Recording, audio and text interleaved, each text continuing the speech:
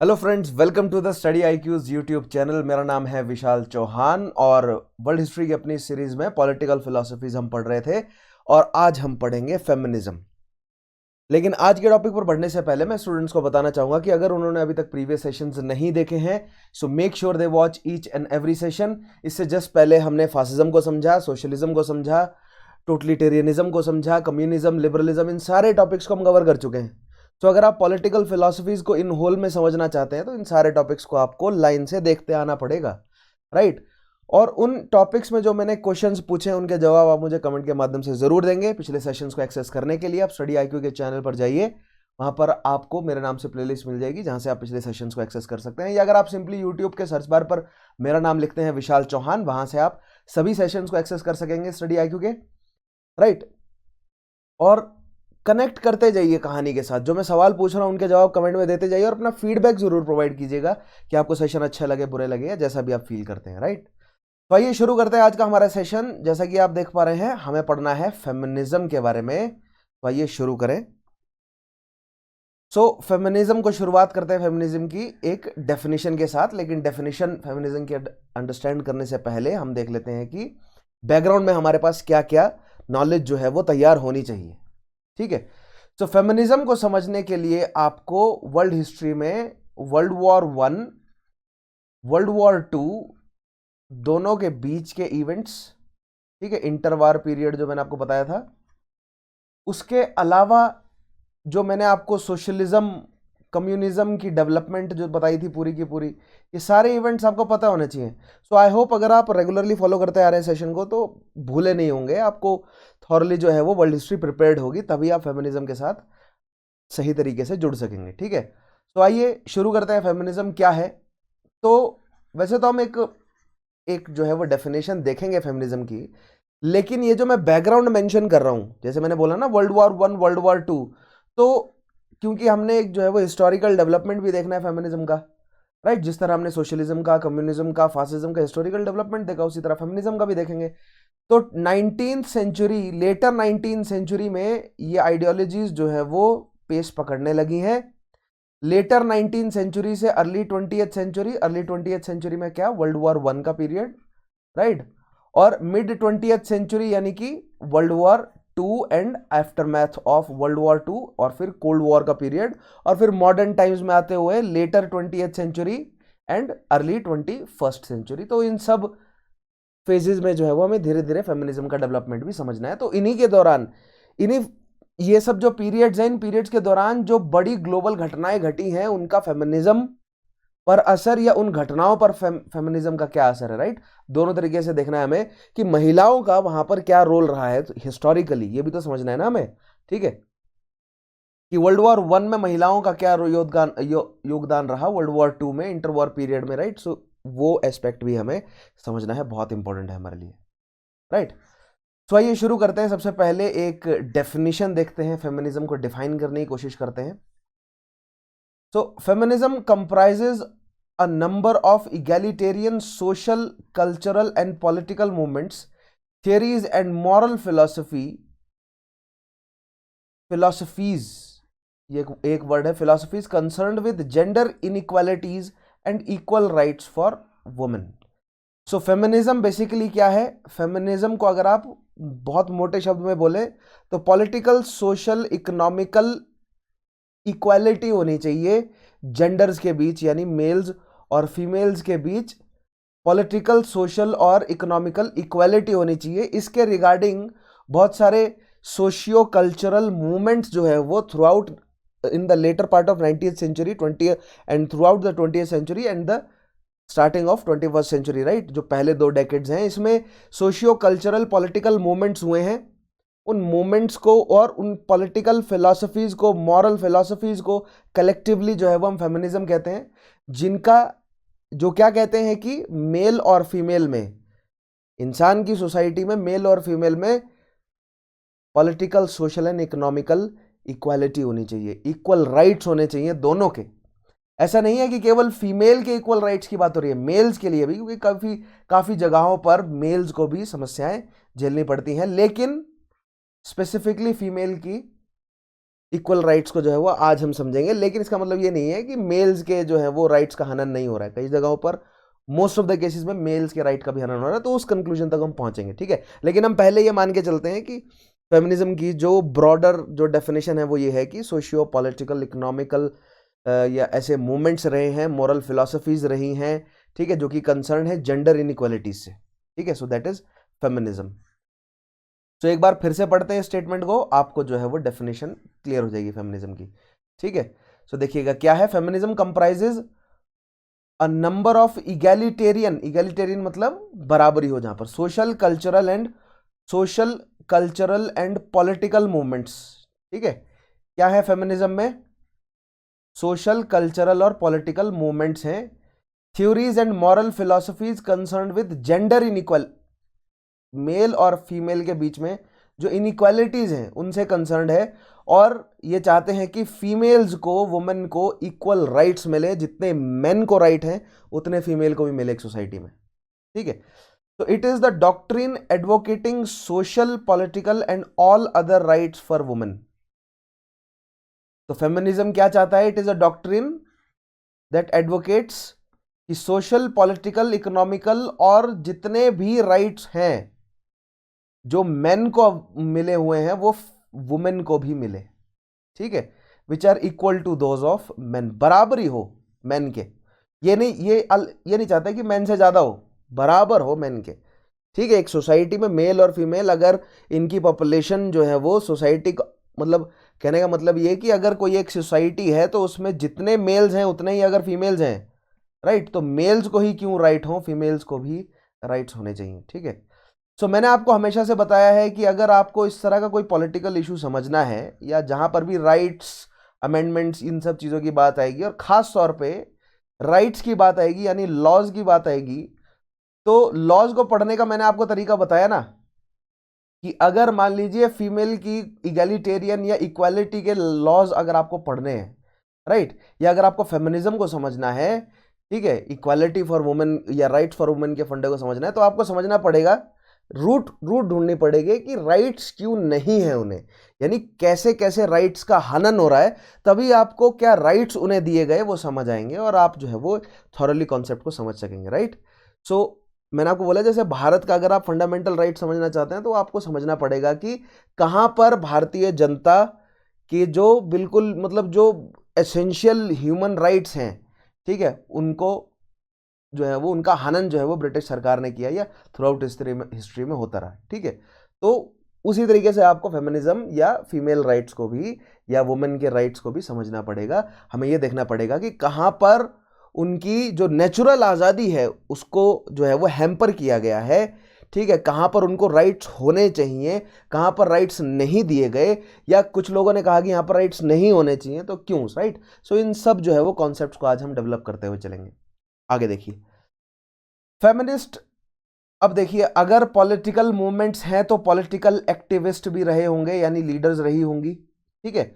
So feminist political activist have been concerned with issues such as women's right of contract and property. अब देखिए तो अब feminism क्या कर रहा है, फेमिनिज्म वुमेन के राइट्स के लिए लड़ रहा है, तो वो कौन से राइट्स हैं, तो सबसे पहला हमने किया rights to property and contract. Contract का मतलब कि महिलाएं जो हैं वो कॉन्ट्रैक्ट कर सकती हैं, अपनी जायदाद लिख सकती हैं, विल लिख सकती हैं, प्रॉपर्टी में उनका हक है, ठीक है, वो बिजनेस कर सकती हैं। So contract in property, a women's right to bodily integrity. Bodily integrity का मतलब अपनी मन मर्जी अनुसार अपने दहे का इस्तेमाल कर सकते हैं वो, राइट। कहने का मतलब कि वो क्या खाएंगे, क्या पिएंगे, कैसा पहनेंगे, क्या पहनेंगे, वो ये अपने दहे से जुड़ी हुई जितनी भी मतलब फैसले हैं वो उनके खुद के हैं, इंडिविजुअल के हैं। So that is bodily integrity and autonomy on matters such as reproductive rights, ठीक है। और देखिए नॉट जस्ट कि क्या पहनेंगे, क्या खाएंगे, कैसे दिखेंगे, रिप्रोडक्टिव राइट्स कि किस उम्र में जो है वो रिप्रोडक्शन कर सकते हैं या कर सकते हैं या नहीं है, राइट। तो ये सब जो है वो राइट्स वुमेन के पास होने चाहिए, उनकी खुद की जो है वो कंसेंट होनी चाहिए इन सब फैसले में। समाज, परिवार या ओवरऑल जो एनोलॉजी है, मतलब जो बनी हुई है जो धारणाएं हैं, उसके आधार पर ये फैसले थोपे ना जाए महिलाओं के ऊपर, ठीक है। अबॉर्शन राइट्स, महिलाएं चाहे तो अबॉर्ट कर सकें।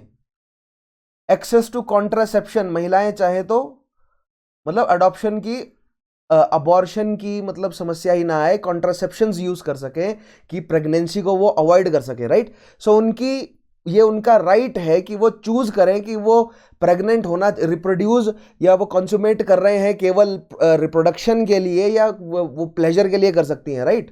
सो वो ये उनकी चॉइस है कि वो प्लेजर के लिए करें, इसलिए वो कॉन्ट्रासेप्शन का यूज कर सकते हैं। तो ये सब राइट्स जो है वो महिलाओं को मिलने चाहिए। And quality parent prenatal care, ठीक है। और अगर वो चूज करती है मां बनना तो उनको क्वालिटी की केयर भी मिले। Women's rights to protection from domestic violence, तो समझे बॉडीली इंटेग्रिटी में बहुत सारी चीजें आ गई, बहुत सारे पॉइंट्स आ गए। और ये कंसर्न्ड है महिला की इच्छा पर कि वो अपने शरीर का इस्तेमाल, क्योंकि देखिए थ्रू आउट इतिहास भारत के समाज में खास तौर पर महिलाओं को बच्चा पैदा करने की मशीन की तरह इस्तेमाल किया गया है व्यापक तौर पे। और ये बहुत कड़वा बोल है लेकिन सच्चाई है ये। तो ये महिलाओं का हक है कि वो अपने शरीर को बच्चा पैदा करने की मशीन ना बनाए, राइट। वो चाहे तो अबॉर्शन कर सकें, वो चाहे तो कॉन्ट्रासेप्शन यूज कर सकें, वो जैसा चाहे वैसा पार्टनर जो है वो खुद चूज कर सके, ठीक है। These are their reproductive rights. तो इसके लिए जो है वो महिलाओं को लड़ना पड़ा है। और अगर भारत में and throughout the world अगर इस तरह के पॉजिटिव रिप्रोडक्टिव राइट्स जो है वो लेजिस्लेट किए गए हैं तो वो इन फेमिनिस्ट एक्टिविस्ट की वजह से, राइट। उसके अलावा डोमेस्टिक वायलेंस जो होता है महिलाओं के ऊपर, पुरुष जो है वो अपने पौरुषे का परिचय देता है महिला को उनको पीट कर, ठीक है। मतलब ये केवल भारतीय समाज में ही नहीं हो रहा है ऐसा, लेकिन थ्रू आउट जो है वो वर्ल्ड वाइड है, ये एक इशू है, बहुत बड़ी समस्या है कि पुरुष अपने एंगर को, अपनी एंग्जाइटी को जो है वो अपनी महिलाओं पर, चाहे वो उनकी पुत्री के रूप में हो, उनकी वाइफ के रूप में हो, माता के रूप में हो, बहन के रूप में हो, उनके ऊपर जो है वो डोमेस्टिक वायलेंस, उनके ऊपर जो है वो फिजिकली असॉल्ट करके जो है वो अपनी, मतलब हो सकता है कि अपनी भड़ास निकाल रहे हो सकता है कि अपना पौरुष्य स्थापित करना चाहते हो, या जो भी इनसिक्योरिटीज है उनकी, ठीक है। तो डोमेस्टिक वायलेंस चाहे किसी भी रूप में हो, चाहे महिला किसी भी रोल में हो, उसके ऊपर किया जा रहा है, that is an issue. So domestic violence जो है वो उसके खिलाफ लड़ना है। Sexual harassment, and not just in work place but घरों में भी सेक्सुअल हरासमेंट, अपने ही परिवार की महिलाओं पर सेक्सुअल हरासमेंट, राइट। सो सेक्सुअल हरासमेंट एक बहुत बड़ा इशू है। एंड रेप, ठीक है। सेक्सुअल हरासमेंट और रेप जो है वो एक बहुत बड़ी समस्या है कि महिलाओं की इजाजत के बगैर उनके साथ दैहिक संबंध बनाना, right. So that is rape. अब सेक्सुअल हरासमेंट की डेफिनेशंस जो है वो, और रेप की डेफिनेशंस सरकारों ने और कई इंटेलेक्चुअल्स ने बहुत अजीबोगरीब दी है, ठीक है। सो डेफिनेशंस तक बाद में पहुंचेंगे, लेकिन एक आप बेसिक सेंस समझते हैं ना कि सेक्सुअल हरासमेंट और रेप क्या है, कि महिला की इजाजत के बगैर उनके साथ अगर दैहिक संबंध अगर आप बना रहे हैं, so that is sexual harassment और rape, right. Women's workplace right, ठीक है। वुमेन के वर्क प्लेस राइट की, अगर वुमेन जो है वो काम कर रही हैं तो उनके लिए बराबर, पुरुष जितना वो लेबर दे रही हैं पुरुष के बराबर पे होनी चाहिए, ठीक है। उनके लिए जो है वो एक डिसेंट माहौल होना चाहिए काम करने के, नॉट जस्ट फॉर फीमेल लेकिन मेल्स के लिए भी वर्क प्लेस जो है वो सेफ होना चाहिए, सेफ्टी का ध्यान होना चाहिए। मैटरनिटी लीव्स होनी चाहिए, अगर वो मां बनने वाली हो तो उनको छुट्टियां मिलनी चाहिए। ये एक बहुत बड़ा कारण है, ठीक है। बहुत सारी ऑर्गेनाइजेशंस, बहुत सारी इंडस्ट्रीज, बहुत सारे ऐसे मतलब कंपनीज हैं जो महिलाओं को काम पर इसलिए नहीं रखते, और खास तौर पे जो ऐसी महिलाएं हैं जो मैरिड हैं, या मतलब भारत में मान लीजिए मैरिड, या बाहर इस तरह जो मतलब उनकी टेंडेंसी है कि वो जल्द से जल्द या कुछ समय बाद जो है वो हो सकता है कि मां बनने वाली हो, तो लोग अवॉइड करते हैं ऐसी महिलाओं को नौकरी पर रखना, क्योंकि जब वो मैटरनिटी लीव पर अगर वो गई तो वो तनख्वाह जो है उनको मुफ्त में देनी पड़ेगी, ऐसी उनकी सोच है, राइट। दैट मीन्स ये कि जैसे ही महिला जो है वो प्रेग्नेंट होगी तो मैटरनिटी लीव के तहत एम्प्लॉयर को उस महिला को लीव के दौरान तनख्वाह देनी पड़ेगी। कई सारे देशों में ये कानून है मैटरनिटी लीव के, भारत में भी है। ठीक है। सो ऐसा करना ही ना पड़े इसलिए इंडस्ट्रियलिस्ट, इसलिए जो ऑर्गेनाइजेशन के जो मालिक हैं, जो होल्डर्स हैं, जो मैनेजमेंट है, वो अवॉइड करते हैं इस ऐसी महिलाओं को नौकरी पे रखना, ठीक है, जो कि हो सकता है कि भविष्य में जाकर मां बने। ठीक है, तो ये मैटरनिटी लीव पर बहुत सारे केसेस हुए हैं और बहुत इंपॉर्टेंट जो है ये मुद्दा है, राइट। मैटरनिटी लीव ना देने के चक्कर में कई लोग जो है वो महिलाओं को या तो नौकरी पे ही नहीं रखते, या तो बहुत जल्द से जल्द उनको नौकरी पर रख के रिप्लेस कर देते हैं, या मैटरनिटी लीव के दौरान उनको किसी तरीके का स्टाइपन ही नहीं देते। ठीक है, उसके अलावा इक्वल पे, पुरुष के बराबर जो है महिलाओं को पे नहीं मिलती।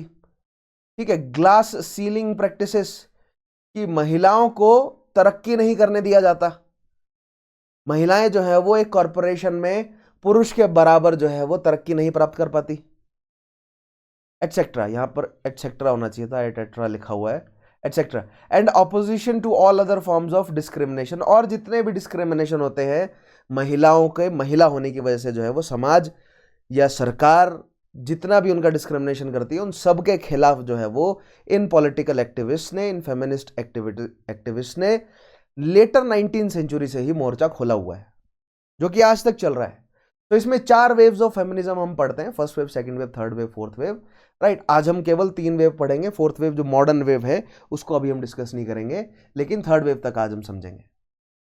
तो आई होप आपको समझ आया होगा कि समस्याओं का एक्सटेंट खत्म नहीं हो सकता। महिलाओं के साथ थ्रू आउट इतिहास इतना ज्यादा डिस्क्रिमिनेशन हुआ है, महिलाओं के साथ थ्रू आउट इतिहास इतना जो है वो, जो ये हमारा मेल डोमिनेटेड जो सोसाइटी है उसने इतना बुरा व्यवहार किया है महिलाओं के साथ, कलेक्टिव, मतलब अगर आप कलेक्टिव सेंस में देखें तो उसका उत्थान 100-200 सालों में हो जाएगा, तो ऐसा तो मुमकिन नहीं है। इट इज़ अ प्रोसेस, इस डायरेक्शन में काम हो रहा है और धीरे धीरे डेवलपमेंट्स हुई, सब्सटेंशिएटिव डेवलपमेंट्स हो चुकी हैं, धीरे धीरे और भी डेवलपमेंट्स हो रही हैं।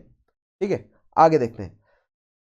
Feminist theory is an extension of feminism into theoretical or philosophical fields such as anthropology, sociology, economics, women's studies, literary criticism, art history, psychoanalysis and philosophy। अब देखिए, अब फेमिनिस्ट पता है क्या बोलते हैं? फेमिनिस्ट ये बोलते हैं कि ये जितनी भी साइंसेज हैं, बेशक वो फिजिकल साइंसेज हो, ह्यूमन साइंसेज हो, ये सारे जो सब्जेक्ट्स हैं ना, ये मेल्स ने डेवलप किए हैं। और ये सारे सब्जेक्ट जो डेवलप किए ना, वो मेल्स ने अपना वही ट्रेडिशनल पैट्रियार्की जो माइंडसेट है उसी के हिसाब से डेवलप किए हैं। दैट मीन्स अगर कहीं पर ह्यूमन वर्ड यूज करने की जगह अगर मैन वर्ड यूज किया जाता है तो उसको नॉर्मल समझा जाता है, ठीक है।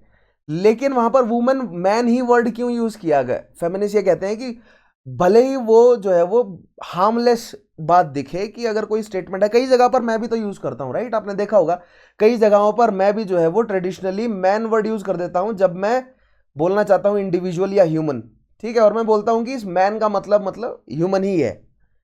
लेकिन ये एक माइंडसेट है जो डेवलप हुए ये सब सब्जेक्ट्स, खासतौर पे जैसे कि anthropology, sociology, economics, women studies, ये सारे सब्जेक्ट्स जो डेवलप हुए हैं ये मेल डोमिनेटेड सोसाइटी ने डेवलप किए हैं, राइट।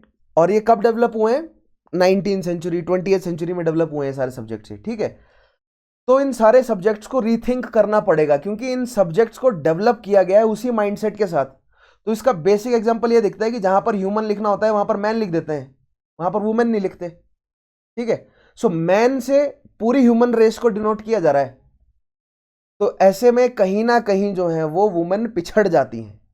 तो भले ही ये दिखने में कितना भी हार्मलेस लगे, लेकिन इसका एक कलेक्टिव लॉन्ग लास्टिंग और एक बहुत गहरा जो है वो असर रहता है, जो कि मतलब एक मेल डोमिनेटेड सोसाइटी को बनाए रखता है। और जो फेमिनिस्ट है वो कहती हैं कि हमें अपरूट करना है ये जो पूरा का पूरा सिस्टम लिखा गया है इन सारे फिजिकल और ह्यूमन साइंसेस का, या जो जिस भी तरह जो है वो सोसाइटी को डिफाइन किया गया है, उन सबको हमें फिर से जो है वो लिखना पड़ेगा, एक जनरल न्यूट्रल टर्म्स में लिखना पड़ेगा, ताकि अपरूट हो सके पैट्रियार्की, ताकि पूरी तरीके से जो है वो सोसाइटी में इक्वालिटी, इगैलिटेरियन माहौल राइट्स के मामले में मेल और फीमेल में तभी बनेगा जब आप रूट जो है इन सब्जेक्ट्स की उन्हीं को ही बदलेंगे, वहीं से शब्दों को चेंज करेंगे, right.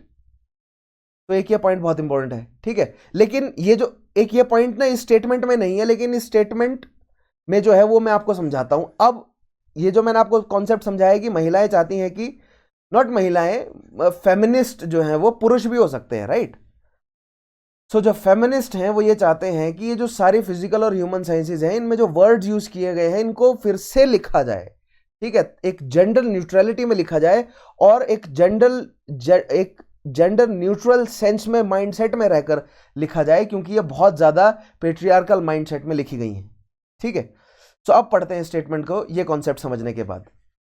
So feminist theory is an extension of feminism into theoretical और philosophical fields such as anthropology, sociology, economics, women's studies, literary criticism, art history, psychoanalysis and philosophy, right? So feminist theory क्या बोलती है कि अगर आपको anthropology पढ़ना है, अगर आप एंथ्रोपोलॉजी पढ़ रहे हैं तो उसमें केवल मानव में केवल मैन ने क्या किया वो नहीं पढ़ेंगे आप, आपको यह भी पढ़ना पड़ेगा कि सोसाइटी में इक्वल हिस्सा फीमेल का भी है, फीमेल्स ने सोसाइटी में क्या जो है वो रोल निभाया। अगर आप इकोनॉमिक्स पढ़ रहे हैं तो आप ये नहीं कहेंगे कि बड़े बड़े इंडस्ट्रीज डेवलप हुई उसकी वजह से जो है वो इकोनॉमिक्स डेवलप हुई हैं, क्योंकि उन इंडस्ट्रीज को मेल डोमिनेटेड सोसाइटी में रहते हुए मेल्स ने डेवलप किया, लेकिन वहीं पर ही फीमेल्स का क्या रोल था, राइट। सो दैट मीन्स अगर आप किसी भी फिजिकल या ह्यूमन साइंस को पढ़ रहे हैं, और खास तौर पर अगर आप ह्यूमन साइंस को पढ़ रहे हैं, तो वहां पर आपको फीमेल्स का ध्यान, उनको जो है वो मतलब आपके स्टडी के सेंटर में, नॉट सेंटर में लेकिन स्टडी के जो कर्व है वो उसमें रखकर आपको पढ़ना ही पड़ेगा, समझना ही पड़ेगा। इसी को कहा उन्होंने कि आपको रीथिंक करना पड़ेगा पूरे के पूरे कॉन्सेप्ट को, ठीक है। It aims to understand gender inequality and focuses on gender politics, power relations and sexuality as well as the promotion of women's right and interest, ठीक है। अब देखिए नेक्स्ट पॉइंट कि फेमिनिज्म चाहता क्या है, क्या फोकस कर रहा है फेमिनिज्म। सो जेंडर इक्वालिटी, तो मैंने आपको बात बोला ही कि जेंडर इनइक्वालिटीज जो फैली हुई हैं, ठीक है, कि पुरुषों के प्रति जो है वो समाज हमारा ज्यादा, ये कह सकते हैं कि पुरुषों को ज्यादा फायदा हुआ है इस इकोनॉमिक ऑर्डर और इस सोशल ऑर्डर की वजह से थ्रू आउट हिस्ट्री। तो वो जो जेंडर इनइक्वालिटी है उसको खत्म किया जाए। उसके अलावा जेंडर पॉलिटिक्स, महिलाओं को ऑब्जेक्ट की तरह through out 19th 20th century में शुरू हो गया था, 19th सेंचुरी से 20th सेंचुरी में बूम पकड़ा मीडिया ने, और महिलाओं को ऑब्जेक्टिफाई जो किया गया है, और ये जो जेंडर पॉलिटिक्स का इस्तेमाल करते हैं वुमेन राइट्स एक्टिविस्ट ही वुमेन राइट्स का इस्तेमाल करके पॉलिटिकल अपना गेम जो है वो खेल जाते हैं, राइट। सो एक तो इन सब का जो है वो पॉलिटिक्स में दुरुपयोग ना हो, और जेंडर पॉलिटिक्स जो है, जेंडर पॉलिटिक्स बेसिकली क्या कहता है कि महिलाओं का पॉलिटिक्स में पहली बात तो स्थान होना चाहिए, और वो स्थान कंस्ट्रक्टिव होना चाहिए, उस स्थान का इस्तेमाल करके कोई और अपने पॉलिटिकल उल्लू सीधे ना करे, क्योंकि अगर ऐसा होता है तो वो बेसिकली वही पेट्रियार्कल सोसाइटी का जो है वो टिपिकल आप बोल सकते हैं कि एक्ट है, राइट। उसके अलावा पावर रिलेशंस, जब भी आप किसी भी व्यक्ति से बात करते हैं ना, ठीक है, तो एक पावर रिलेशन वहां पर, एक पावर स्ट्रगल वहां पर चलता है। आप चाहते हैं कि मेरी अथॉरिटी हो, सामने वाला व्यक्ति चाहता है कि उसकी अथॉरिटी हो। तो इसी तरह सोसाइटी में मेल्स और फीमेल्स में पावर रिलेशन या power struggle from the very beginning of time से चल रहा है, ठीक है। अगर from the very beginning of time से मैं सोसाइटी को समझाऊं ना, तो जो इंसान के जो पूर्वज हैं, ठीक है, मतलब होमो सेपियन से पहले मतलब कई सारे होमो जो जीनस रहे, लेकिन उससे पहले जब वानर था, जो आद मानव था, राइट, शुरुआत में, तो वहां पर वो सोसाइटी जो है वो फीमेल डोमिनेटेड थी। क्यों? या मैं इस तरह कहूं कि 2.2 से 2.5 मिलियन ईयर अगो से पहले का जो टाइम है, या 5.5 से लेकर 2.5 का जो पीरियड है, ये सोसाइटी फीमेल डोमिनेटेड थी मिलियन ईयर अगो। क्यों? क्योंकि सारे के सारे जितने भी मतलब हमारे आदि मानव जो हमारे पूर्वज थे वो जंगलों में रहते थे, पेड़ों पर रहते थे, ठीक है। तो अगर वानर पेड़ों पे रह रहे हैं ना, तो वहां पर शरीर का साइज का कोई मतलब नहीं रह जाता, क्योंकि पेड़ों पे जो है वो हल्का फुल्का शरीर होना चाहिए। तो पेड़ों पे रहने के लिए आपका दिमाग जो है वो काम आता है। तो यहां पर महिलाओं का, जो फीमेल्स होती थे हमारे पूर्वजों की, उनका दिमाग ज्यादा तेज था क्या करने में, हर्ड को तैयार रखने में, हर्ड को जो है वो मैनेज करने में, जो भी फ्लॉक है उसको मैनेज करने में, और खास तौर पे डेंजर्स को ढूंढने में कि कौन सा पौधा खाना जो है वो जहरीला है, कौन से जानवर से पंगा नहीं लेना, ठीक है, कहाँ पर पानी मिलेगा, कहाँ पर क्या खाना मिलेगा, तो ये सारी चीजें मैनेज करती थी फीमेल्स। तो आप मान सकते हैं कि 5.5 मिलियन ईयर अगो से 2.5 मिलियन ईयर अगो तक हमारे पूर्वजों, हमारे जो आदि मानव पूर्वज हैं, उनकी जो सोसाइटी थी वो फीमेल डोमिनेटेड थी, ठीक है। अल्फाज जो हुआ करते थे वो फीमेल थे। लेकिन 2.2 से 2.5 मिलियन ईयर अगो के बीच जो है वो एक बहुत बड़ा चेंज आया। वो बड़ा चेंज था कि जंगल जो है वो धीरे धीरे श्रिंक हो गए और मैदानों की जो है वो संख्या बढ़ गई। तो हमारे पूर्वजों ने पेड़ की रिलेटिव सेफ्टी छोड़कर प्लेन्स में रहना शुरू किया। जब हमारे पूर्वजों ने प्लेन्स में रहना शुरू किया तो क्वाड पेडलिज्म से धीरे धीरे बायपेडलिज्म डेवलप हुआ, यानी 4 पैरों पे चलने से चलना जो है वो धीरे धीरे छोड़ा, 2 पैरों पर चलना शुरू किया। और 2 पैरों पर जैसे जैसे चलना शुरू किया तो महिलाओं का शरीर जो है वो रिलेटिवली कम स्ट्रांग डेवलप हुआ और पुरुषों का शरीर रिलेटिवली ज्यादा स्ट्रांग डेवलप हो गया। और अब एक प्लेन मैदान में सर्वाइवल जो है वो स्ट्रांगेस्ट का या फिटेस्ट का जो है सर्वाइवल, वही जो है वो डिसाइड करता था कि ग्रुप का सब लीडर जो है वो कौन रहेगा। तो यहां पर अल्फा मेल्स जो है वो डेवलप हुए हैं। और आप कह सकते हैं कि जब इंसान ने पेड़ों की रिलेटिव सेफ्टी छोड़ी और इंसान जब मैदानों में रहना शुरू किया इंसानों ने, तब या हमारे पूर्वजों ने, तब से जो है वो ये मेल डोमिनेंट सोसाइटी डेवलप हुई है। क्योंकि शुरुआत में किसी भी इंसानों के या हमारे पूर्वजों के सोशल ग्रुप को वही डोमिनेट कर सकता था जो शरीर में सबसे स्ट्रांग है, ठीक है। क्योंकि प्लेन मैदान में जो तेज है, जो तेजी से दौड़ सकता है, जो ज्यादा शिकार कर सकता है, ठीक है, शरीर से बलवान और शिकार वगैरह भी जो कर सकता है, यानी जो फ्लॉक है उसको बेहतरीन तरीके से मैनेज कर सकते हैं, इन दोनों एस्पेक्ट पे जो खरा उतरेगा वो अल्फा बन जाएगा।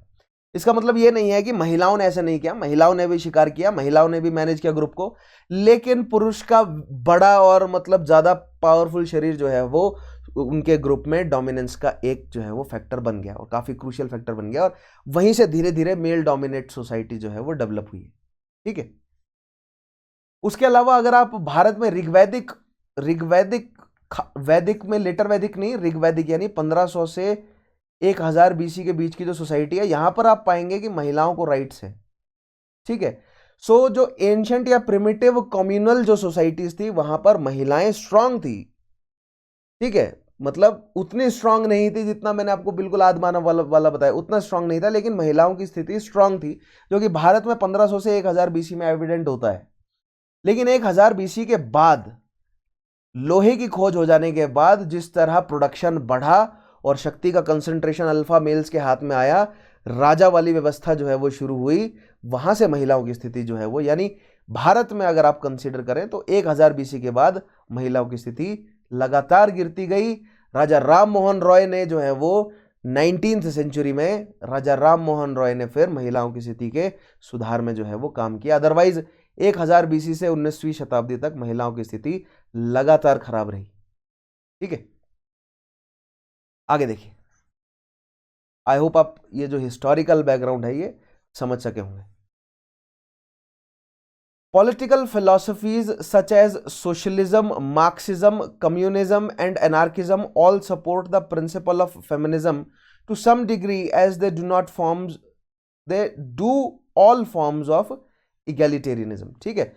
तो जो सोशलिस्ट मार्क्सिस्ट आइडियोलॉजी है, ठीक है, जो कम्युनिस्ट और एनार्किस्ट जो आइडियोलॉजी है, ये सारी आइडियोलॉजीज कहती है कि जेंडर रोल करके कोई चीज नहीं होती, सभी बराबर हैं। क्योंकि ये धर्म को भी नहीं मानते, ठीक है, ये कैपिटलिज्म को भी नहीं मानते। और इनफैक्ट ये लोग कह रहे हैं कि जो फ्यूडल टाइम्स में और जो एंशियंट टाइम्स से ही जो सोसाइटी बट गई है, जैसे मैंने बोला ना, भारत में 1000 बीसी के बाद मेल डोमिनेट सोसाइटी होती गई, ठीक है।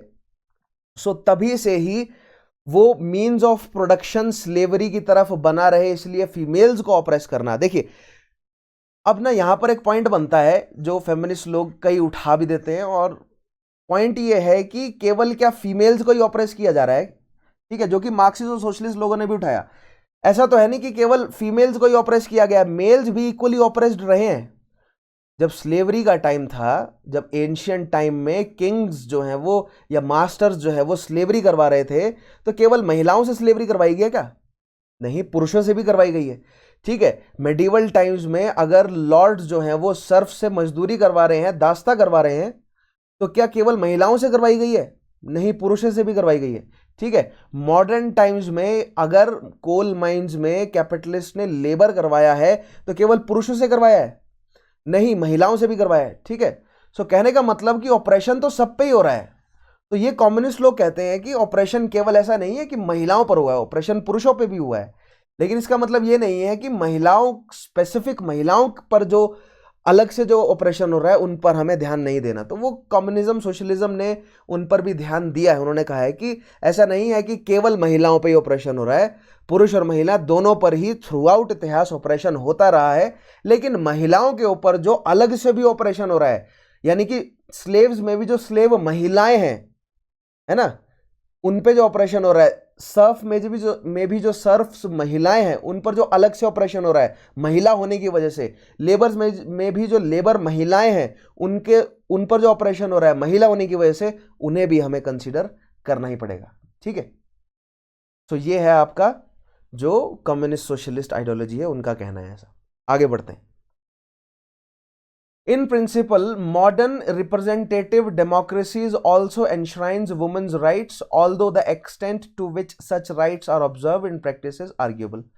So, modern representative democracies such as in India or in many of the European and Southeast Asian and American countries, जो ये रिप्रेजेंटेटिव डेमोक्रेसीज है, यहाँ पर वुमेन राइट्स, क्योंकि भारत में महिलाओं को रिजर्वेशन है हर जगह, ठीक है, तो वुमेन को राइट्स दिए जाए रिप्रेजेंटेशन से, मतलब समझ रहे हैं, रिप्रेजेंटेशन देना भी तो एक राइट ही हुआ ना, कि महिलाओं को वोटिंग का राइट है, फिर महिलाओं को मंत्री बनने का राइट है, महिलाओं को प्रधानमंत्री बनने का राइट है, महिलाओं को प्रेसिडेंट बनने का राइट है। तो ये सब मॉडर्न डेमोक्रेसीज में जो महिलाओं को रिप्रेजेंटेशन दी जा रही है, ये कागजों में देखने को तो बढ़िया लगता है और कुछ जगहों पर दे भी दी गई है महिलाओं को शक्ति, लेकिन आर्ग्यूएबल है, क्योंकि आर्ग्यूमेंट ये है कि ये केवल रिप्रेजेंटेशन दिखाने के लिए किया जाता है, असल में शक्ति पुरुषों के पास ही रहती है। ठीक है, तो ये पॉइंट कहां तक सच है कहां तक गलत है वो एक अलग बहस है, एक अलग टॉपिक है, उसको मैं अलग से कवर करूंगा। ठीक है, आगे देखिए, लेकिन ये पॉइंट आपको समझना पड़ेगा, राइट्स हैं लेकिन वो केवल दिखने भर के हैं।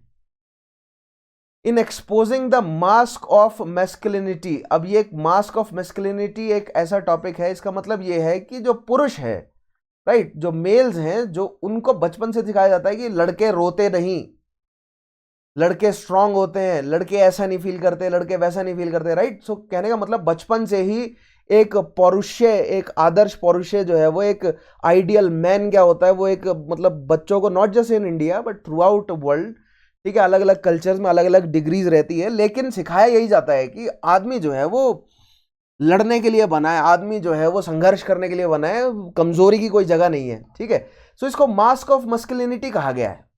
इसको कहा गया है कि इस सूडो मैस्कुलिनिटी के अंदर जो बारीकियां छुपी हैं, मतलब एक पुरुष के इमोशंस की, उसको दबा दिया जाता है, जिससे डिप्रेस हो जाते हैं पुरुष। और अगर आप सुसाइड रेट्स देखें तो महिलाओं के मुकाबले पुरुष ज़्यादा सुसाइड करते हैं, क्योंकि वो अपनी फीलिंग्स को शेयर नहीं कर पाते, वो अंदर ही मन ही मन घुटते रहते हैं। महिलाओं के मुकाबले पुरुष ज़्यादा जो है वो हाइपरटेंशन, डायबिटीज़, इस तरह की बीमारियों के शिकार होते हैं, क्योंकि वो मन ही मन घुटते रहते हैं और जो स्ट्रेस है वो धीरे धीरे उनके दिमाग से निकलकर उनके शरीर में उतरता है और अलग अलग तरीके की बीमारियां जो है वो डेवलप कर देता है, राइट।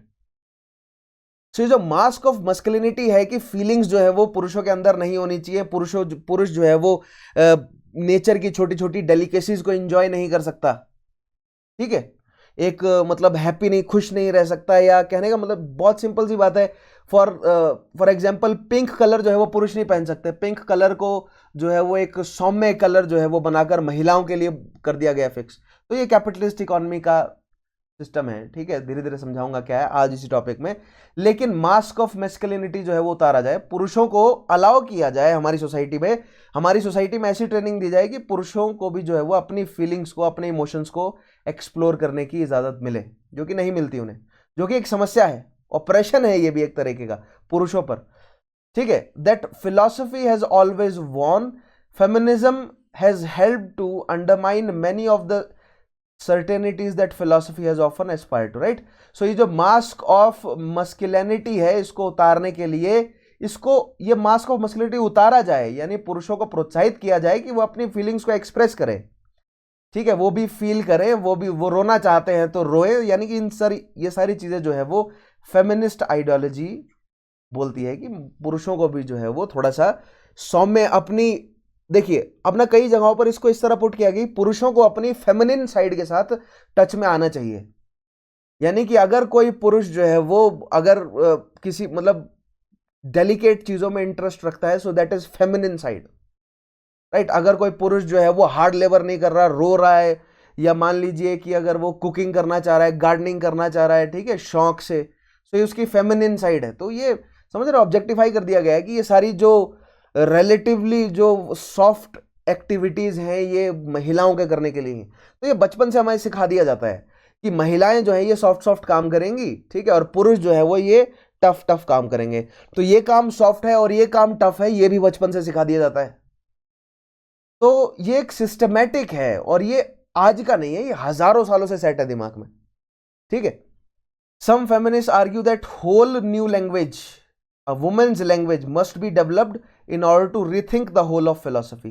ये मैंने आपको पहले भी बोला, फेमिनिस्ट बोलते हैं कि एंथ्रोपोलॉजी को पढ़ने का तरीका, सोशियोलॉजी, इकोनॉमिक्स को पढ़ने का तरीका ही आपको बदलना पड़ेगा। आपको एक होल न्यू लैंग्वेज बनानी पड़ेगी, एक महिलाओं की एक अलग से लैंग्वेज बनानी पड़ेगी, जहां पर किसी भी फिजिकल साइंस, ह्यूमन साइंस को समझने के लिए, खास तौर पे ह्यूमन साइंसेस को समझने के लिए, ठीक है, ह्यूमैनिटीज के सब्जेक्ट्स को समझने के लिए एक फेमिनिस्ट अप्रोच रखना बहुत अनिवार्य है।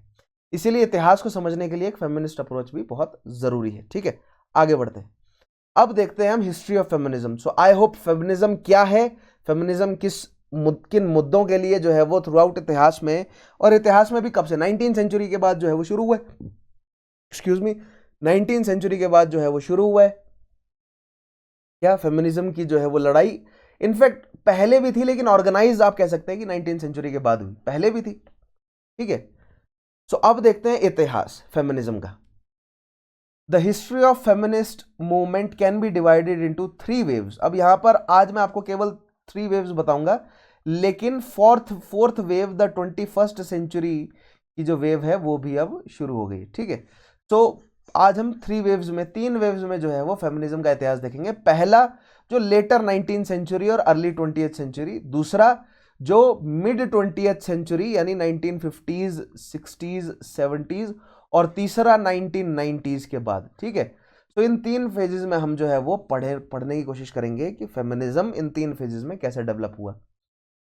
तो यहां पर आप जोड़ने की कोशिश कीजिए अब, ठीक है, जोड़ने की कोशिश कीजिए कि इस समय बड़े ग्लोबल घटनाएं क्या हो रही थी। लेटर 19th सेंचुरी और अर्ली 20th सेंचुरी में क्या हो रहा था।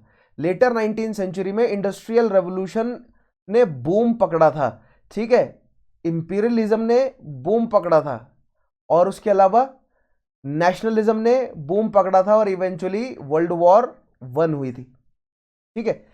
सो ये सारे जब इवेंट हो रहे थे तो उसी बीच फेमिनिज्म भी डेवलप हुआ। सेकंड 1950s, 60s, 70s, तो आप कहेंगे वर्ल्ड वॉर 2 के बाद कोल्ड वॉर का एरा चल रहा था और युद्ध को पूरी तरह कंडेम करने की बात हो रही थी, और कई सारे जो है वो टेक्नोलॉजीज डेवलप हो रही थी, कई सारी पॉलिटिकल फिलोसफीज, कई सारी फिजिकल साइंसेस जो है वो डेवलप हुई थी, ठीक है, वर्ल्ड वॉर 2 के बाद का एरा।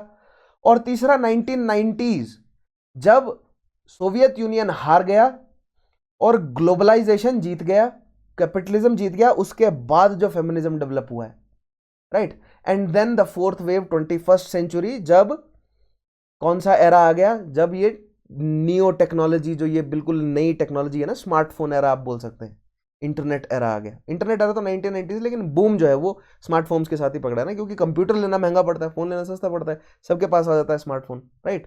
तो इंटरनेट सबके पास आ जाता है हाथ में। तो फिर 2010s के बाद का जो फेमिनिज्म है, that is the fourth wave. तो इस तरह 4 वेव्स में हम फेमिनिज्म को समझेंगे, ठीक है। तो देखिएगा, first wave feminism refers mainly, first wave feminism क्या है, refers mainly to the women's suffrage movements. तो जो फर्स्ट वेव फेमिनिज्म है उसको आप सफरेज मूवमेंट कहेंगे, ठीक है। और जो फर्स्ट वेव जो आई है फेमिनिज्म की, वो आई है लेटर 19th सेंचुरी में। तो लेटर 19th सेंचुरी में हम जो यूरोप है, यूरोप से शुरू हुई, ऑब्वियसली थर्ड वर्ल्ड कंट्री में तो कोई स्कोप ही नहीं था, ठीक है, क्योंकि वो तो मोस्टली कॉलोनीज थे और जो भी कॉलोनीज थे वो अपने यूरोपियन मदर कंट्रीज के हिसाब से चल रहे थे। ठीक है, सो 19th सेंचुरी में यूरोप में क्या डेवलपमेंट्स हो रहे थे? 19th सेंचुरी में यूरोप में इंडस्ट्रियल रेवोल्यूशन ने बूम पकड़ा था और महिलाओं को भी काम करने का मौका मिला था। किसमें? और महिला नॉट मौका लेकिन और कुछ वेजेस पुरुषों के इतने कम थे कि उनके परिवार की महिलाओं को भी काम करना पड़ रहा था ताकि पूरा परिवार खा सके खाना, ठीक है, जिंदा रह सके। तो इतना बुरा हाल था लेबर्स का। तो लेबर्स के बुरे हाल होने की वजह से महिलाओं को भी, जो कि मेडिवल टाइम से महिलाएं जो है वो पर्दे में रही थी यूरोप में भी, उनको भी लेबर करने के लिए मिलों में, खदानों में उतरना पड़ा। तो ये जो महिलाएं हैं, जो लेबर महिलाएं डेवलप हुई थी, जो शहरों में रहना जिन्होंने शुरू किया था, ठीक है, और वहीं से धीरे धीरे जो है वो एजुकेशन उन्होंने प्राप्त करी। और ये एजुकेटेड जो महिलाएं हैं, इनको समझ आया कि ये जो कैपिटलिस्ट इकोनॉमी है, जो ये कैपिटलिस्ट मर्केंटाइल इकोनॉमी है, ये तो एक्सप्लॉइट कर रही है सबको, और महिलाओं को ज्यादा एक्सप्लॉइट किया जा रहा है। पुरुष के बराबर काम करा के हमें जो है वो राइट नहीं, हमें उतनी पेमेंट नहीं मिल रही, राइट। पुरुष से वोट डलवाए जा रहे हैं कि सोसाइटी में क्या चेंज आना चाहिए, महिलाओं से वोट नहीं डलवाए जा रहे, है ना। मान लीजिए कि अगर शराब की रोक पर, यह शराब के कंजप्शन, क्योंकि जो लीकर है, जो शराब है, वो एक बहुत बड़ी समस्या है सोसाइटी की, ठीक है, यूरोप में उस समय। तो अगर शराब के, फॉर एग्जाम्पल, अगर शराब को कंट्रोल करने के ऊपर अगर वोटिंग कराई जा रही है, तो सभी पुरुष तो कहेंगे, या मेजॉरिटी पुरुष कहेगी कि मत शराब को बंद करो, लेकिन शराब की वजह से समस्याएं जो है वो महिलाओं को पहुंच रही है। तो ऐसे मामलों में महिलाओं के पास भी तो वोटिंग करने का राइट होना चाहिए ना, ठीक है। उसके अलावा और भी अगर अगर लेबर सिक्योरिटी की बात है, वेजेस में बढ़ोतरी की बात है, इन सब पे केवल पुरुष ही क्यों वोट करें? अगर ये सारे इश्यूज या कोई भी इश्यूज जो महिलाओं को भी इफेक्ट में डाल रहे हैं, और अगर महिलाओं की वजह से भी इकोनॉमी चल रही है, ये बात महिलाओं को समझ आई कि हम लेबर कर रहे हैं, हमारी वजह से इकोनॉमी चल रही है, तो हमें, हमारे पास भी तो राइट्स होने चाहिए। सो इन्हीं को ही कहा गया है सफरेज मूवमेंट्स, ठीक है। Political reform movements aimed at extending the right to vote to women, right. Vote करने का राइट जो है वो महिलाओं तक भी आए, क्योंकि सोसाइटी में एक बहुत बड़ा रोल महिलाएं अदा कर रही हैं। इकोनॉमी जनरेट करने में, इकोनॉमी रेगुलेट करने में एक बहुत बड़ा रोल महिलाएं अदा कर रही हैं, भले ही वो प्रोडक्शन करके हो, यानी कि लेबर करके हो, या कंज्यूम करके, ठीक है। कंज्यूम भी तो एक बड़े लेवल पर महिलाएं कर रही हैं, पुरुष भी कर रहे हैं, लेकिन बड़े लेवल पर महिलाएं कर रही हैं, क्योंकि उस समय की मेल डोमिनेटेड सोसाइटी में घरों में तो महिलाएं रह रही हैं, तो दैट मीन्स ज़्यादा से ज़्यादा प्रोडक्ट्स वो यूज़ कर रही हैं, ठीक है। डोमेस्टिक प्रोडक्ट जो भी डेवलप हो रहे हैं उस समय, या जो भी प्रोड्यूस हो रहे हैं, तो महिलाएं अगर कंज्यूमर, बड़ी मात्रा में कंज्यूमर अगर महिलाएं हैं, बड़ी मात्रा में अगर प्रोड्यूसर्स भी है ना, लेबर्स भी अगर महिलाएं हैं, तो इनके पास वोटिंग राइट होना चाहिए, right. Of the 19th century and early 20th century, specially in Britain and the United States. अब पॉइंट ये बनता है कि कहां पर डेवलप हुआ होगा सबसे पहले? तो जिन राष्ट्रों में इंडस्ट्रियल रेवोल्यूशन सबसे पहले फला फूला, तो वहीं पर ही ये सारा जो है वो इस तरह की सोच डेवलप हुई होगी। तो यूके एंड यूएस में जो है वो सबसे पहले फला फूला इंडस्ट्रियल रेवोल्यूशन, खासतौर पर यूके। तो यहीं से हमें ये राइट्स जो है वो ये मतलब पॉलिटिकल, वुमेन के पॉलिटिकल राइट्स के लिए जो फाइट है, ये हमें यूके और यूएस से ही डेवलप होती हुई नजर आती है, ठीक है। या इस तरह कह लीजिए, जो अन्य राष्ट्रों के थे उनको डॉक्यूमेंट नहीं किया गया, उनको दिखाया नहीं जाता, क्योंकि ये राष्ट्र डोमिनेंट है, एक पॉइंट ये भी है, ठीक है, रहे हैं। इन्होंने जो है वो ग्लोबल इकोनॉमी को डोमिनेट किया है, 2 विश्व युद्ध जीते हैं, तो इन्होंने पूरा इतिहास ही अपने हिसाब से लिखा है, ठीक है। एक ये पॉइंट भी है, लेकिन इंडस्ट्रियल रेवोल्यूशन यहीं आया इन 2 राष्ट्रों में, और खासतौर पर यूके से शुरू हुआ, ठीक है। उसके बाद मेनलैंड यूरोप में फैला, फ्रांस, जर्मनी वगैरह में, लेकिन वहां की सोसाइटी जो है वो बहुत ज्यादा टाइटली हेल्ड थी। यूके और यूएस में जो है वो, क्योंकि यूएस तो फ्रीडम के नाम पर ही आजाद हुआ था, तो वो कैसे जो है वो डिनाई कर सकते थे महिलाओं को फ्रीडम, ठीक है। और यूके जो है वो कह रहा था कि हम तो, हमारी सोच तो सबसे ज्यादा डेवलप्ड है, हम सबसे ज्यादा सिविलाइज्ड है, तो अगर यूके सबसे ज्यादा सिविलाइज्ड है तो महिलाओं को राइट्स दो, अगर आप सिविलाइज्ड हो तो। कैसी सिविलाइजेशन है आपकी जहां पर जो बहुत बड़ा प्रोड्यूसर्स हैं, या जो सबसे बड़ा कंज्यूमर है सोसाइटी का, उसी को ही राइट्स नहीं है, right. Perhaps the first major figures of feminism was the 18th century British writer Mary Wollstonecraft. तो मैरी वुल्सनक्राफ्ट बहुत इंपॉर्टेंट फिगर है फेमिनिज्म की, और एक्सक्यूज मी, कई जगहों पर तो उन्हें खुलकर कह ही दिया गया कि मदर ऑफ फेमिनिज्म और द मेजर फिगर, मदर कहने से वो बचे हैं, ठीक है। उन्होंने कहा है कि शुरुआती मेजर फिगर फेमिनिज्म की कौन है, मैरी वुल्सनक्राफ्ट। और मैरी वुल्सनक्राफ्ट ने किताब लिखी a vindication of rights of women of 1792 can be seen as a feminist declaration of independence to mirror Thomas Paine's 1791 The Rights of Women, ठीक है। So थॉमस पेन कौन, वही थॉमस पेन अमेरिकन रेवोल्यूशन से, right. सो Thomas pen ने 1791 में किताब लिखी the rights of man, जिसमें उन्होंने एक्सप्लेन किया कि एक आदमी केवल जो है वो अपने जो भी उसका बॉस है केवल उसकी मतलब पूरी जिंदगी उसकी गुलामी करने के लिए नहीं बना, उसके राइट्स है। अगर वो लेबर कर भी रहा है, अगर मान लीजिए वो अनफॉर्चुनेट कंडीशंस में पैदा हुआ, अगर वो लेबर कर भी रहा है तो स्टिल उसके कुछ राइट्स हैं, तो कुछ नेचुरल राइट्स होते हैं इंसान के। तो उसको डिफेंड करते हुए थॉमस पेन ने ये राइट्स ऑफ मैन किताब लिखी, और थॉमस पेन की इस राइट ऑफ मैन किताब से बहुत जो है वो प्रभावित होकर वुल्सनक्राफ्ट ने 1792 में लिखी a vindication of rights of women, कि अगर जिस तरह केवल मेन के राइट नहीं है, वुमेन के भी राइट्स हैं, ठीक है। तो आपको वुमेन के राइट्स को भी पहचानना पड़ेगा। सबसे पहले तो आपको पहचानना पड़ेगा, और आप समझ सकते हैं 1792 it was a very radical thought, और ये बहुत ज्यादा जो है वो अपोजिशन प्रोवोक करने वाला थॉट है, और बहुत ज्यादा जो है वो क्रिटिसाइज किया भी गया मैरी वुल्सनक्राफ्ट को कि तुम जो है वो हमारी महिलाओं को डिस्ट्रैक्ट कर रही हो, हमारी महिलाओं को बहका रही हो, कैसी उल्टी सीधी बातें बता रही हो उन्हें, उनका काम है केवल घर में जो है वो बच्चों को पालना, चूल्हा चौका करना, राइट। तो उस समय के जो पुरुष हैं वो बहुत भड़क गए, लेकिन जो इंटेलिजेंट लोग हैं उस समय के वो उन्होंने काफी अप्रिशिएट भी किया, क्योंकि एक बहुत बोल्ड स्टेप था, ठीक है। She took the liberal doctrine of inalienable human rights, ठीक है, क्योंकि उन्होंने कहा, मैंने बोला ना ह्यूमन राइट है, तो अगर ह्यूमन राइट थॉमस पेन ने लिखा कि केवल मैन के हैं, तो वुल्सनक्राफ्ट ने कहा कि ये ह्यूमन राइट केवल मैन के नहीं है, ये वुमेन के लिए भी अलग से होने चाहिए। तो मैन और वुमेन दोनों के लिए बराबर राइट्स होने चाहिए। और ह्यूमन राइट कैसे, right to life, right to freedom, ये सारी चीजें क्या हैं, राइट, फ्रीडम ऑफ स्पीच, ये सारी क्या है, ह्यूमन राइट्स है ना, जो बेसिक राइट्स हैं, जो कि पूरी दुनिया के लगभग सभी राष्ट्रों के कॉन्स्टिट्यूशन में एडेड है, ठीक है।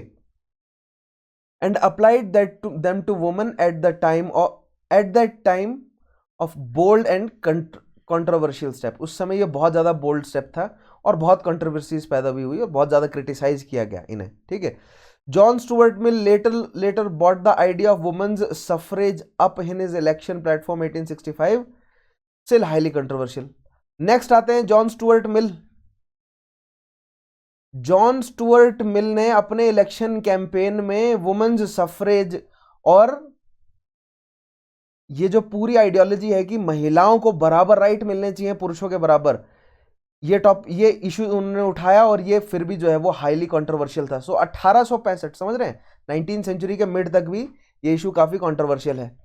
And was later joined by numerous men and women fighting for the same cause। The 19th century suffragette movement, अब ये suffragette movement बहुत इंपॉर्टेंट है, ठीक है। सो जैसे कि मैंने बोला ना कि जो फेमिनिज्म है वो लेटर 19th सेंचुरी और first wave early 20th century में हमें देखने को मिलती है। तो वो जो फर्स्ट वेव ऑफ फेमिनिज्म है उसको आप कह सकते हैं सफ्रागेट मूवमेंट, ठीक है, जो जिसकी शुरुआत जो है वो करके गई है मैरी वुल्सनक्राफ्ट। लेकिन भले ही उन्होंने 18th सेंचुरी में शुरुआत कर दी हो, लेकिन उस समय बहुत ज्यादा कंट्रोवर्शियल था, तो उसको बड़े लेवल पर पुश नहीं मिला। तो 1792 से शुरुआत होते होते 1880 के आसपास आकर महिलाओं ने जो है वो अपने आप को बड़े लेवल पर ऑर्गेनाइज किया, और कई हजारों इनफैक्ट लाखों की संख्या में यूएस में एज वेल एज यूके में भी लेटर 19th सेंचुरी तक लाखों की संख्या में महिलाएं जो हैं वो ऑर्गेनाइजेशंस बनाकर जुड़ चुकी थी महिला राइट के लिए। दैट मीन्स ये जो लड़ाई है महिलाओं के राइट्स की, जो कि मैरी के समय में जो है वो बहुत बड़ा कंट्रोवर्सी था, अब वो एक बड़ी मूवमेंट और एक जो है वो ऑब्वियस बात जो है वो धीरे धीरे लोगों को लगने लगी, जिसको आप कहते हैं सफरगेट मूवमेंट। बट स्टिल जो मेल डोमिनेटेड सोसाइटी है यूएस और यूके की, जहां पर ये सफरगेट मूवमेंट चल रहा था, राइट, वहां की जो सोसाइटी है वो अभी भी मानने को तैयार नहीं थी। तो महिलाओं ने क्या किया, महिलाओं ने पैसिव रेजिस्टेंस भी किया और महिलाओं ने वायलेंस भी किया। ठीक है, वो क्या करते थे, अपने आप को चेंज से बांध देते थे और तब तक प्लैक्स लेकर जो है वो प्रोटेस्ट करते रहते थे जब तक पुलिस उनको अरेस्ट करके जेल न ले जाए। फिर मुकदमे चलते थे, फिर वो मुकदमे में अपनी बातें रखती थी, तो वहां से जो है वो उनके पॉइंट्स प्रोपेगेट होते थे। यही फंडा जो है वो भगत सिंह ने भी यूज किया था। ठीक है, उसके अलावा वायलेंस भी किया उन्होंने। ठीक है, मंत्रियों के घरों में जो है वो जाकर खिड़कियां फोड़ दी, सड़कों पे जो पब्लिक प्रॉपर्टी है जैसे कि मेल बॉक्स वगैरह, उनमें आग लगा देना। ठीक है, कई कुछ केसेस में तो, कुछ एक्सट्रीम केसेस में तो उन्होंने बॉम्ब वगैरह भी फोड़ दिए। ठीक है, so suffragette movements in Britain headed by Emmeline Pankhurst. तो ये एमिलीन पैंकहर्स्ट जो महिला है ना, ये बहुत इंपॉर्टेंट फिगर आपकी आ गई फर्स्ट वेव ऑफ फेमिनिज्म की, क्योंकि मैरी ने जो है वो शुरुआत करी लेकिन वो वेव नहीं क्रिएट कर सकी, राइट, क्योंकि वो बहुत कंट्रोवर्शियल था।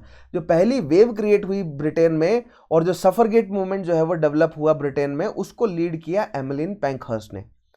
ठीक है, carried out direct actions, and she carried out direct actions such as chaining themselves to railings, setting fire to contents of mailboxes, smashing windows, and even on occasions setting off bombs। तो उन्होंने violence as well as non violent तरीके अपनाकर अपनी बातें जो है वो जनता तक पहुंचाई और धीरे धीरे मास मूवमेंट जो है वो क्रिएट करने की उन्होंने कोशिश करी। तो जो फर्स्ट वेव ऑफ फेमिनिज्म है, वहां पर आपका नाम जो है वो आपको ध्यान रखना है, कौन सा, सफरगेट मूवमेंट, और जो महिला है उनका नाम ध्यान रखना है आपको, एमिलीन पैंकहर्स्ट। ठीक है, नेक्स्ट देखिए, अब सफरगेट की एक और मेंबर है एमिली डेविसन, तो एक स्टेप आगे बढ़ गई।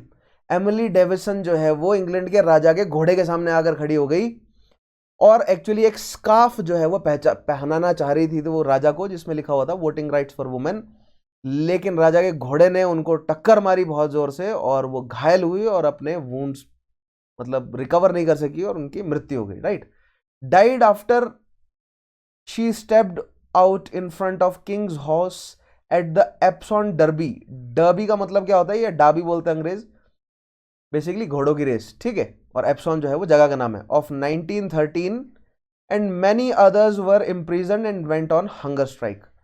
और ये जो हंगर स्ट्राइक करी है ना, जिस तरह भगत सिंह की मूवी देखी है आपने कि जबरदस्ती उनको खाना खिलाया गया, तो उसी तरह जो है वो जबरदस्ती उनके मुंह में पाइप्स ठूस कर जो है वो जबरदस्ती उनको पकड़कर खाना खिलाने की कोशिश की गई है, उनकी हंगर स्ट्राइक्स तोड़ने की कोशिश की गई। ठीक है, सो एमिली डेविसन की तो मृत्यु हो गई। ठीक है, घोड़े के आगे सामने आ गई, उससे टकरा गए वो, लेकिन बहुत सारे उन्होंने जो काम किए, बॉम्ब वगैरह फोड़े, प्रोटेस्ट कर रही है, जगह जगह पर धरने दे रही है, तो उनको अरेस्ट कर लिया जाता था और जेल में डालकर मतलब जेल में ठूस दिया जाता था उन्हें। लेकिन और जब वो हंगर स्ट्राइक करती तो जबरदस्ती उन्हें खाना खिलाने की कोशिश की जाती थी या फीड करने की कोशिश की जाती थी।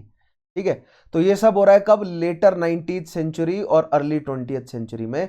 जबकि दुनिया में क्या हो रहा है उस समय, दुनिया में उस समय जो है वो अफ्रीका का बंटवारा चल रहा है।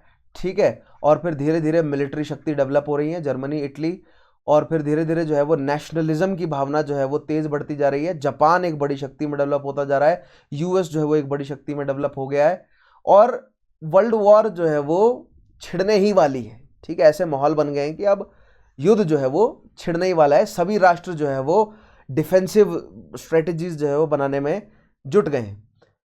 इन United States leaders of the movement included Elizabeth Cady Stanton. ठीक है, तो यूके के हमने 2 लीडर्स देखे, कौन कौन, एमिलीन पैंकहर्स्ट और उसके अलावा एमिली डेविसन।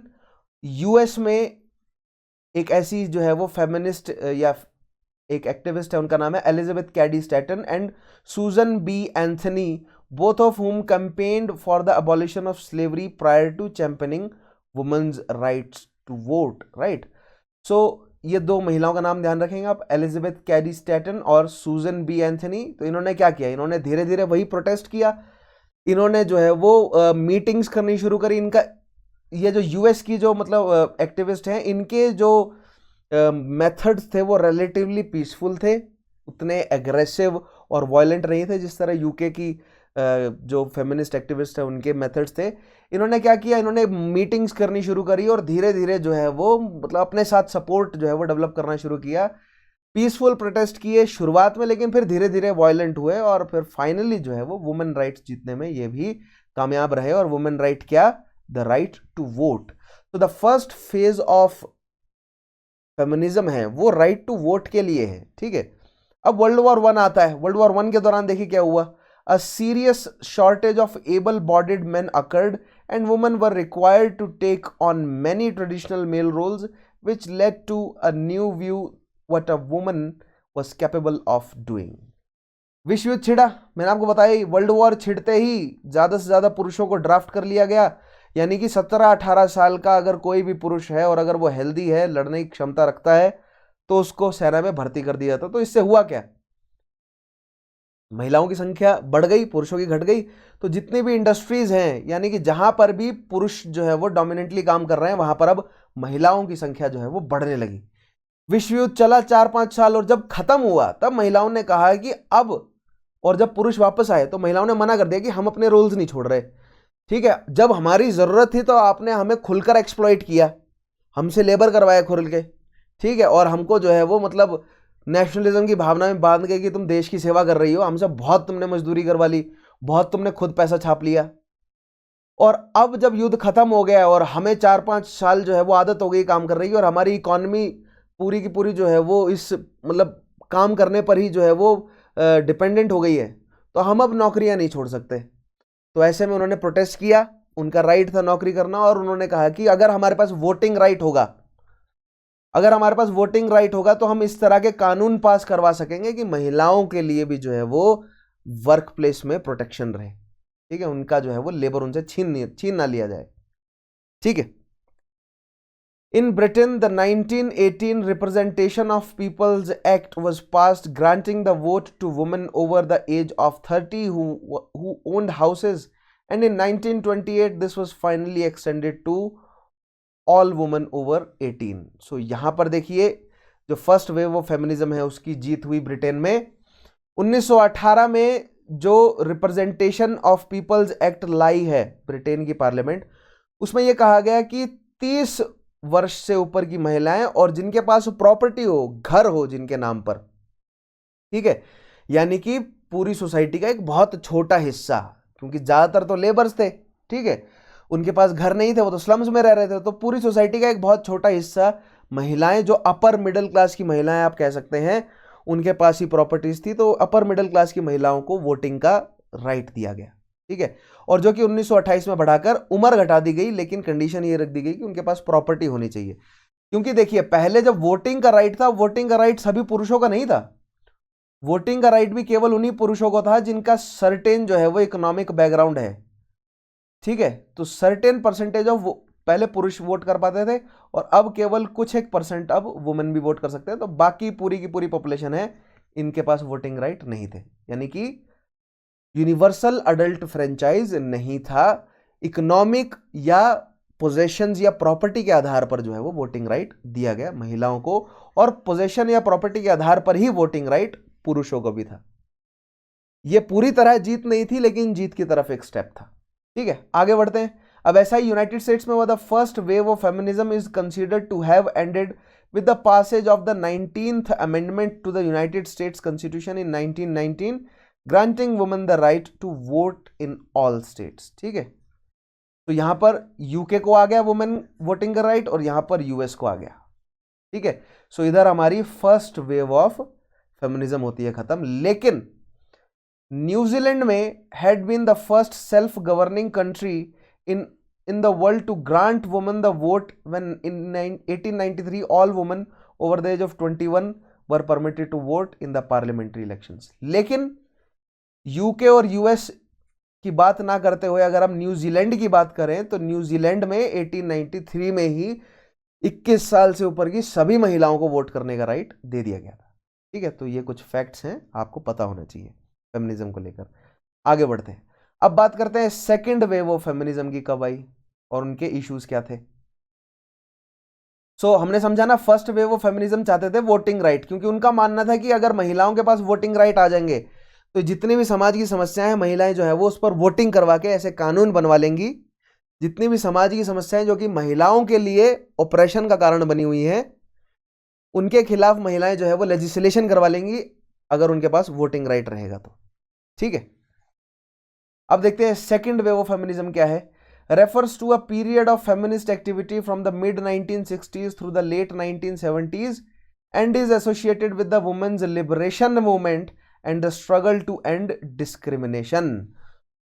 सो फर्स्ट वेव से वोटिंग राइट तो मिला लेकिन डिस्क्रिमिनेशन खत्म नहीं हुआ, तो सेकंड वेव में अब डिस्क्रिमिनेशन को खत्म करने की बात उठी। और डिस्क्रिमिनेशन किस तरह का, कि महिलाओं को वोटिंग राइट तो दे दिया आपने, रिप्रेजेंटेशन तो दे दिया, लेकिन अभी भी वर्क प्लेस में महिलाओं को बराबर पे नहीं मिल रही है, अभी भी वर्क प्लेस में महिलाओं को छुट्टियां या मैटरनिटी लीव नहीं मिल रही हैं, अभी भी वर्क प्लेस पे महिलाओं के साथ सेक्सुअल हरासमेंट हो रहा है।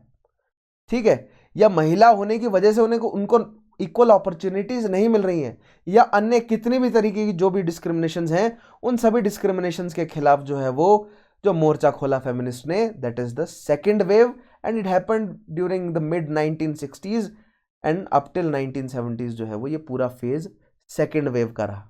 ठीक है, तो आइए देखते हैं क्या क्या पॉइंट यहां पर ऐड होते हैं।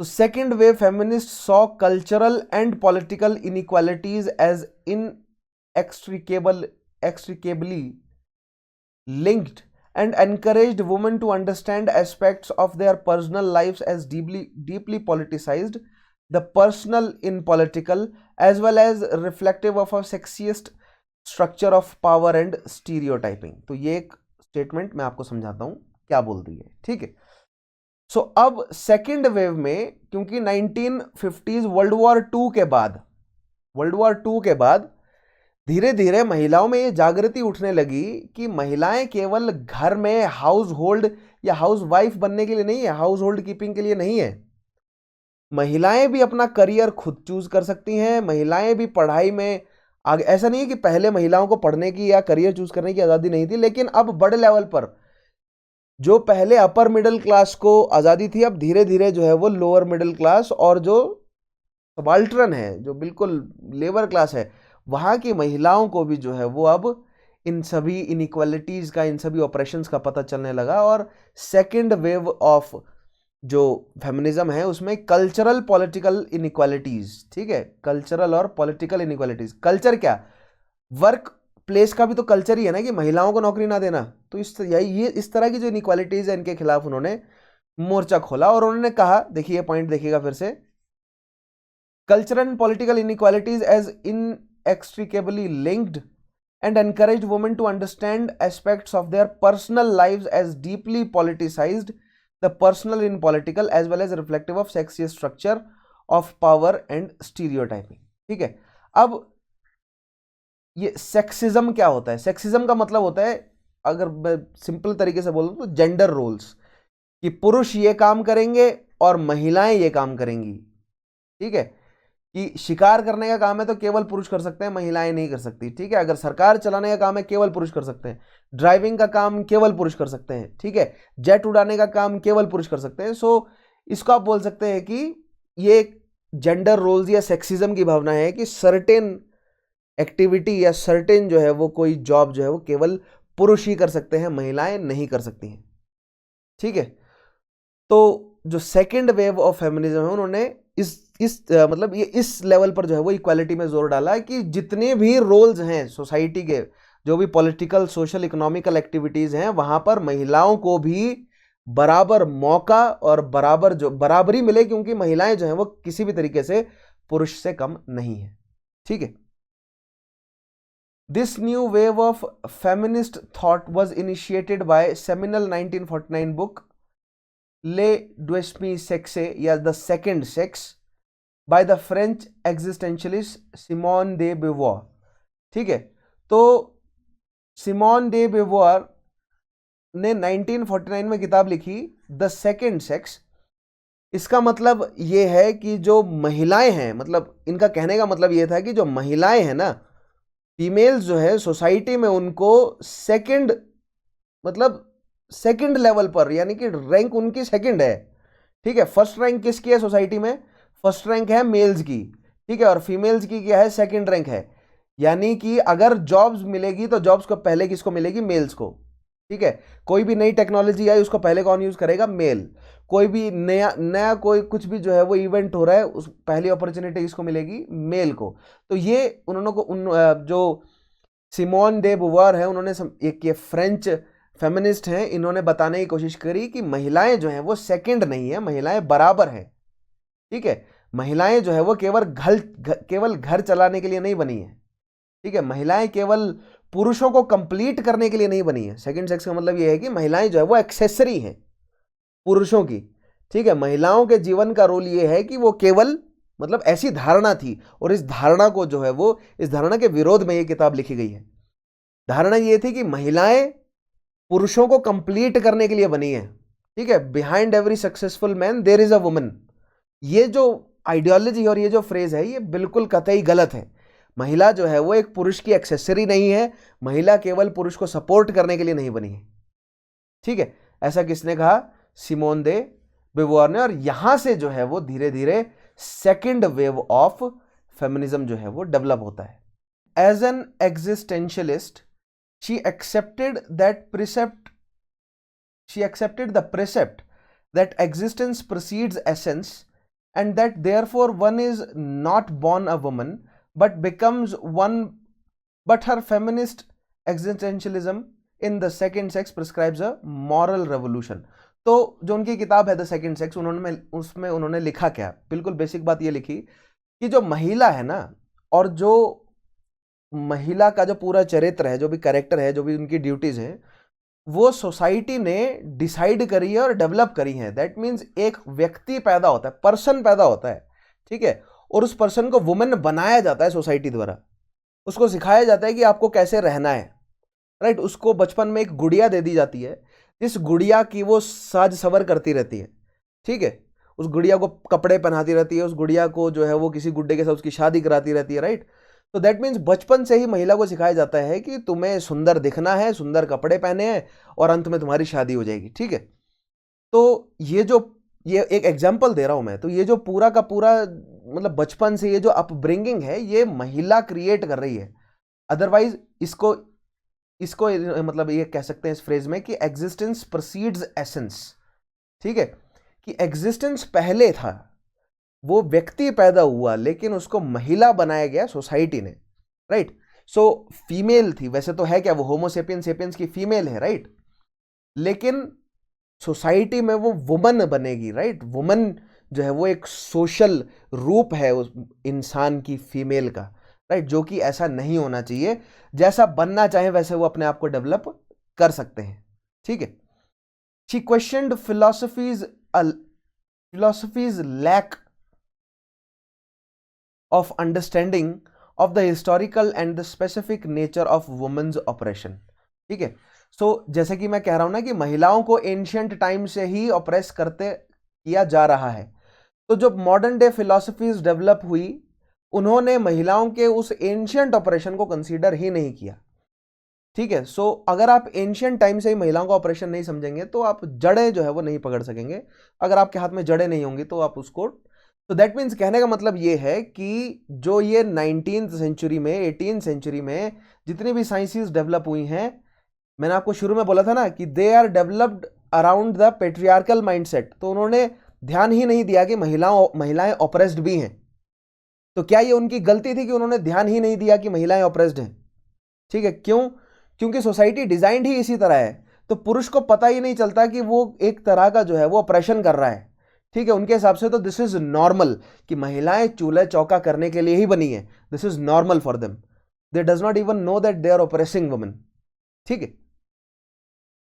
तो इसी पॉइंट को चैलेंज किया है कि फिलॉसफी ने कभी सोचा ही नहीं इस डायरेक्शन में कि महिलाएं जो है वो ऑपरेस हो रही हैं।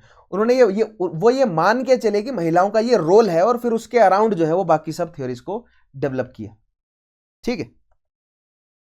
She questioned how, if everyone possessed the freedom to make decisions and the capacity to take existential leap into the unknown, as existentialism suggested the endless operation of woman could be explained. ठीक है, सो ये leap into the unknown कि महिलाओं का जो operation किया जा रहा है एंशिएंट टाइम से ही, इसको समझना जो है वो आपको शुरू करना पड़ेगा। आपको ये पॉइंट सीरियसली लेना पड़ेगा।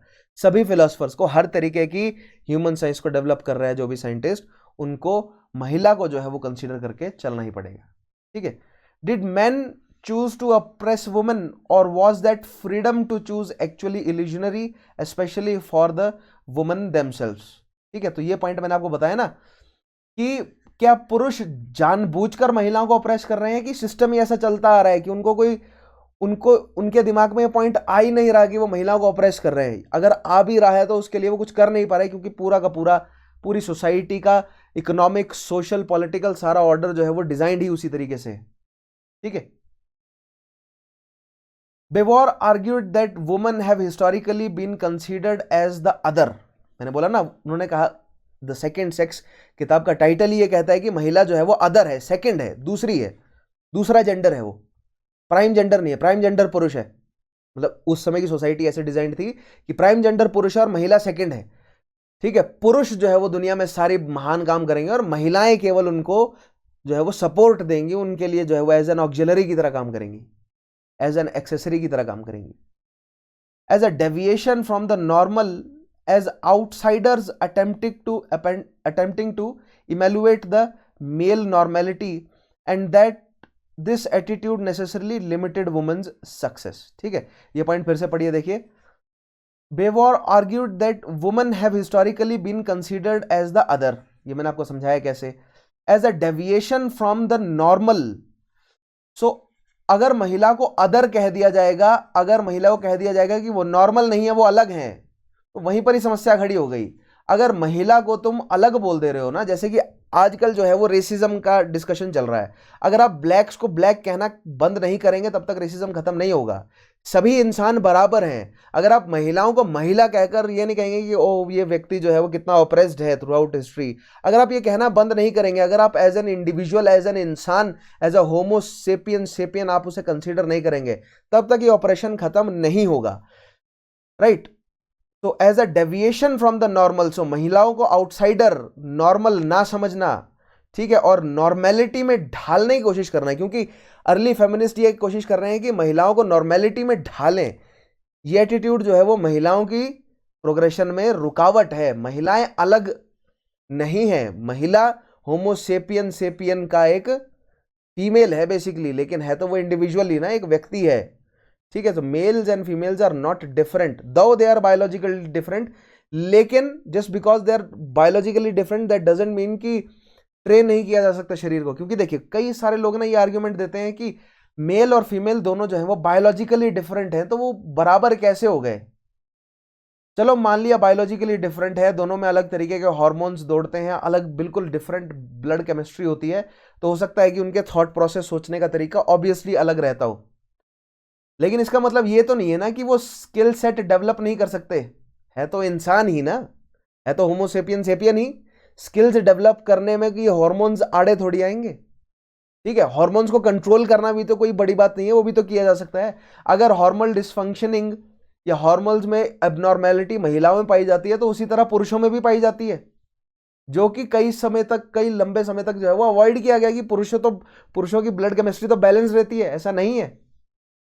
ठीक है, पुरुष भी मूड स्विंग्स का शिकार है उतना ही जितना फीमेल्स हैं, और प्रेजेंट है तो ज्यादा एविडेंट है। राइट, सो महिलाएं अलग नहीं है, सेम स्पीशीज के हम जो है वो इंडिविजुअल्स हैं। राइट, आगे बढ़ते हैं। She believe that for feminism to move forward this assumption must be set aside. Betty Friedan's एक और जो है वो फेमिनिस्ट आती है, influential, the Feminine Mystique published in 1963 criticized the idea that women could only find fulfillment through child rearing and home making। अब देखिए ये क्या आइडियोलॉजी है कि महिला अगर मतलब बच्चा पैदा कर ले, घर बार संभाल ले, तो यही महिला की खुशी है ना। देखिए कई लोग जो है वो ये पॉइंट रखते हैं कि महिला अगर ऑफिस में काम कर रही है ना, तो वो उनकी ब्लड केमिस्ट्री उन्हें अलाउ नहीं करती, उनकी ब्लड केमिस्ट्री अलाउ करेगी कि वो घर बार पाले। ठीक है, तो इस पॉइंट को कॉन्ट्राडिक्ट किया किसने? बेटी फ्राइडेंस ने, और अपनी किस किताब में? द फेमिन मिस्टीक में 1963 में। जहां से ये बात धीरे धीरे पॉपुलरेट होने लगी कि महिलाएं जो है वो उतना ही ऑफिस वर्क, उतना ही जो है वो इंडस्ट्रियल काम कर सकती हैं जितना पुरुष कर सकते हैं। ठीक है, और ऐसा नहीं है कि महिलाएं जो है वो केवल घर बार संभालें। देखिए, हो सकता है कि कुछ ऐसे हार्मोन्स हो जो ममता वगैरह के जो हार्मोन्स होते हैं, लेकिन दैट डजंट मीन कि महिलाएं परफॉर्म नहीं कर सकती, डेफिनेटली परफॉर्म कर सकती हैं। ठीक है, which was specially common amongst the world war two middle class suburban communities. तो वर्ल्ड वॉर टू के बाद जो मिडिल क्लास कम्युनिटीज हैं वो किस डेवलपमेंट तक पहुंची थी कि पुरुष जो है वो दफ्तर में काम करेगा, कहीं फैक्ट्री में काम करेगा, और महिला जो है वो घर संभालने का काम करेगी। ठीक है, तो इस आइडियोलॉजी को चैलेंज करते हुए बेटी फ्राइडेंस ने किताब लिखी the feminine mystique. The second wave saw disadvantagements in women's education and career prospects and the legal end to discrimination in the workplace in many countries, including the Equal Rights Amendment to the United States Constitution of 1972। तो second wave of feminism कैसे कामयाब हुआ? कई देशों में ऐसे कानून बने जिन कानूनों ने महिलाओं को वर्क प्लेस में इक्वल राइट्स प्रोवाइड किए। ठीक है, जिसमें से एग्जाम्पल है एक equal rights amendment of United state constitution of 1972, जिसका एक एग्जाम्पल बनता है। तो सेकेंड वेव जो फेमिनिज्म है वो भी कुछ हद तक कामयाब रहा। आगे देखते हैं।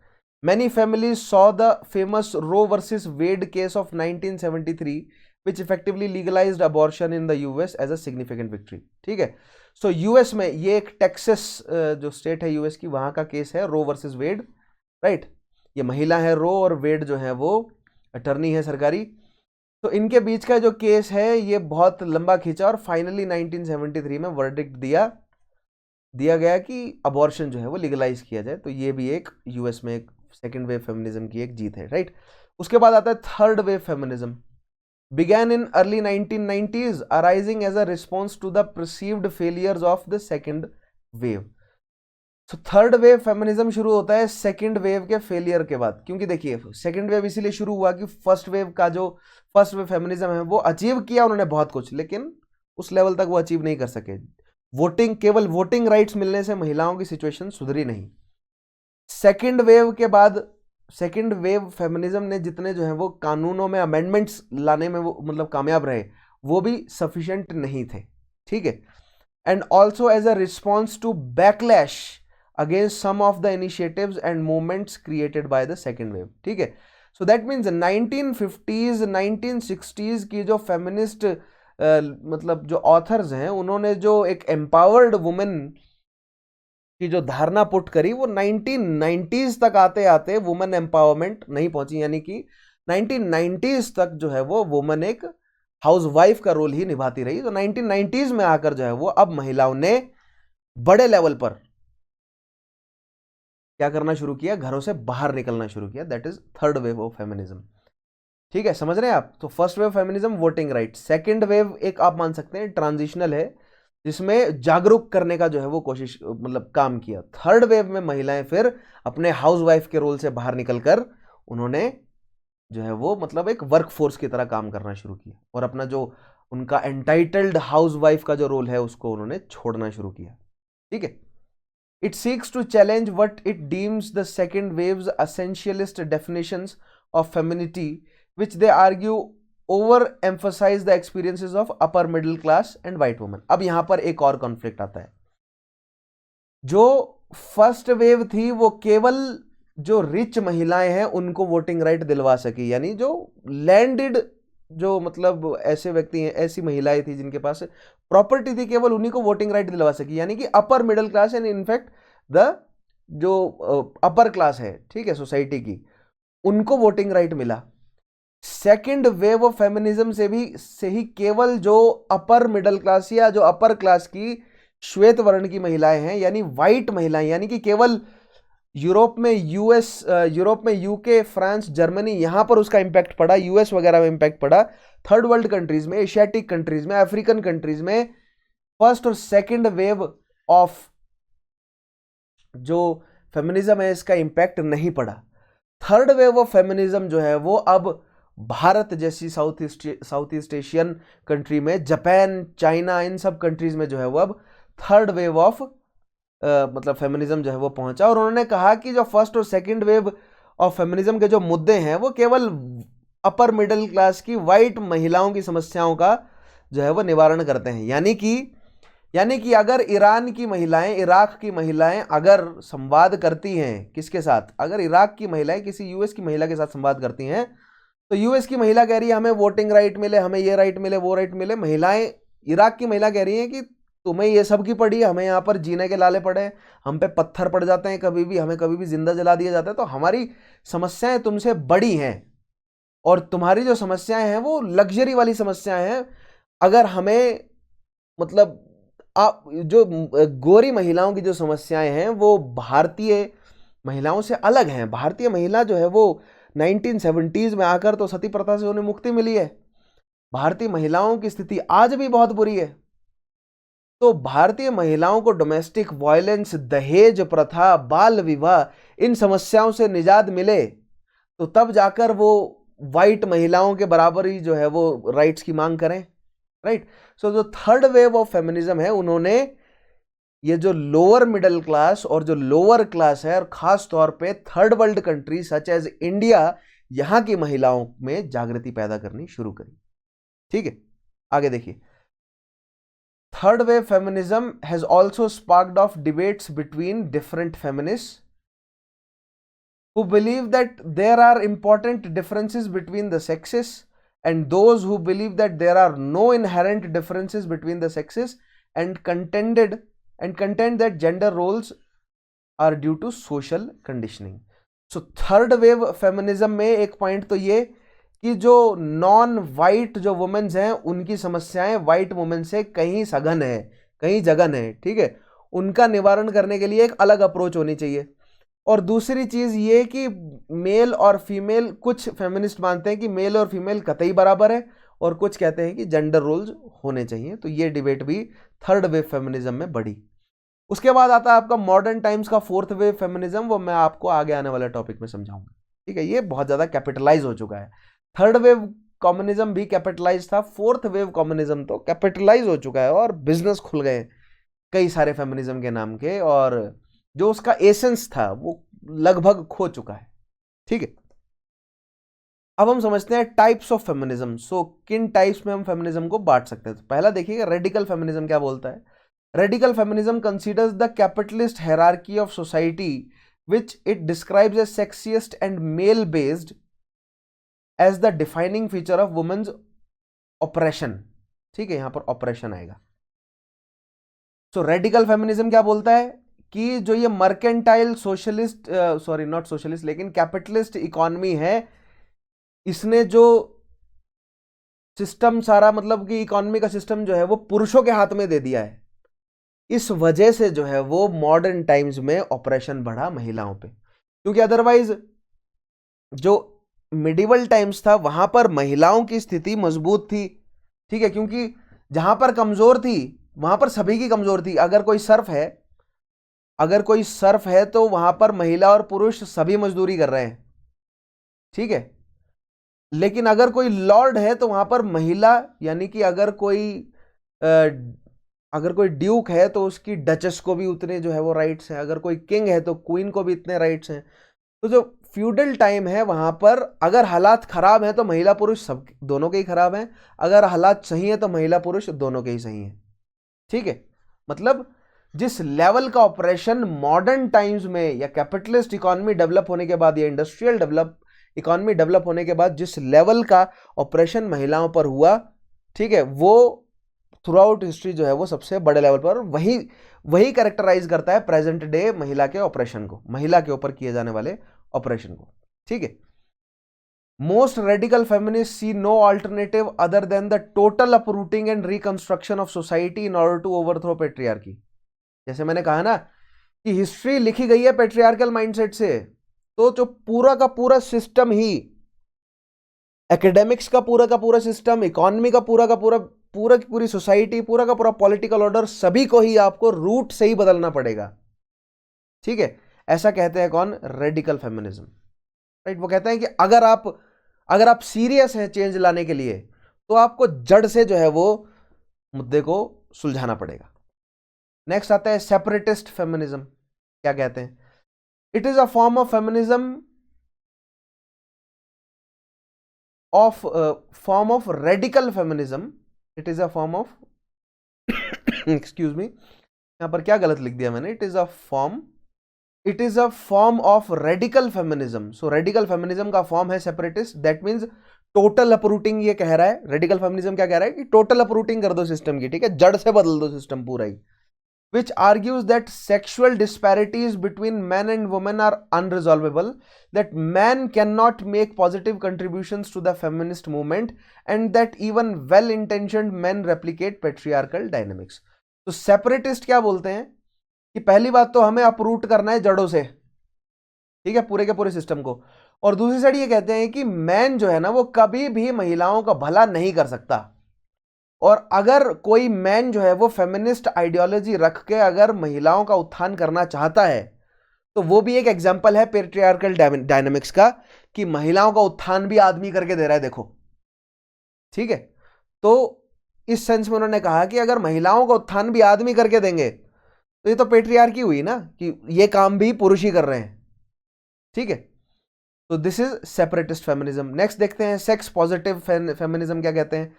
Sex positive feminism is a response to anti-pornography feminists who argue that heterosexual pornography is a central cause of women's oppression and the sexual freedom is essential component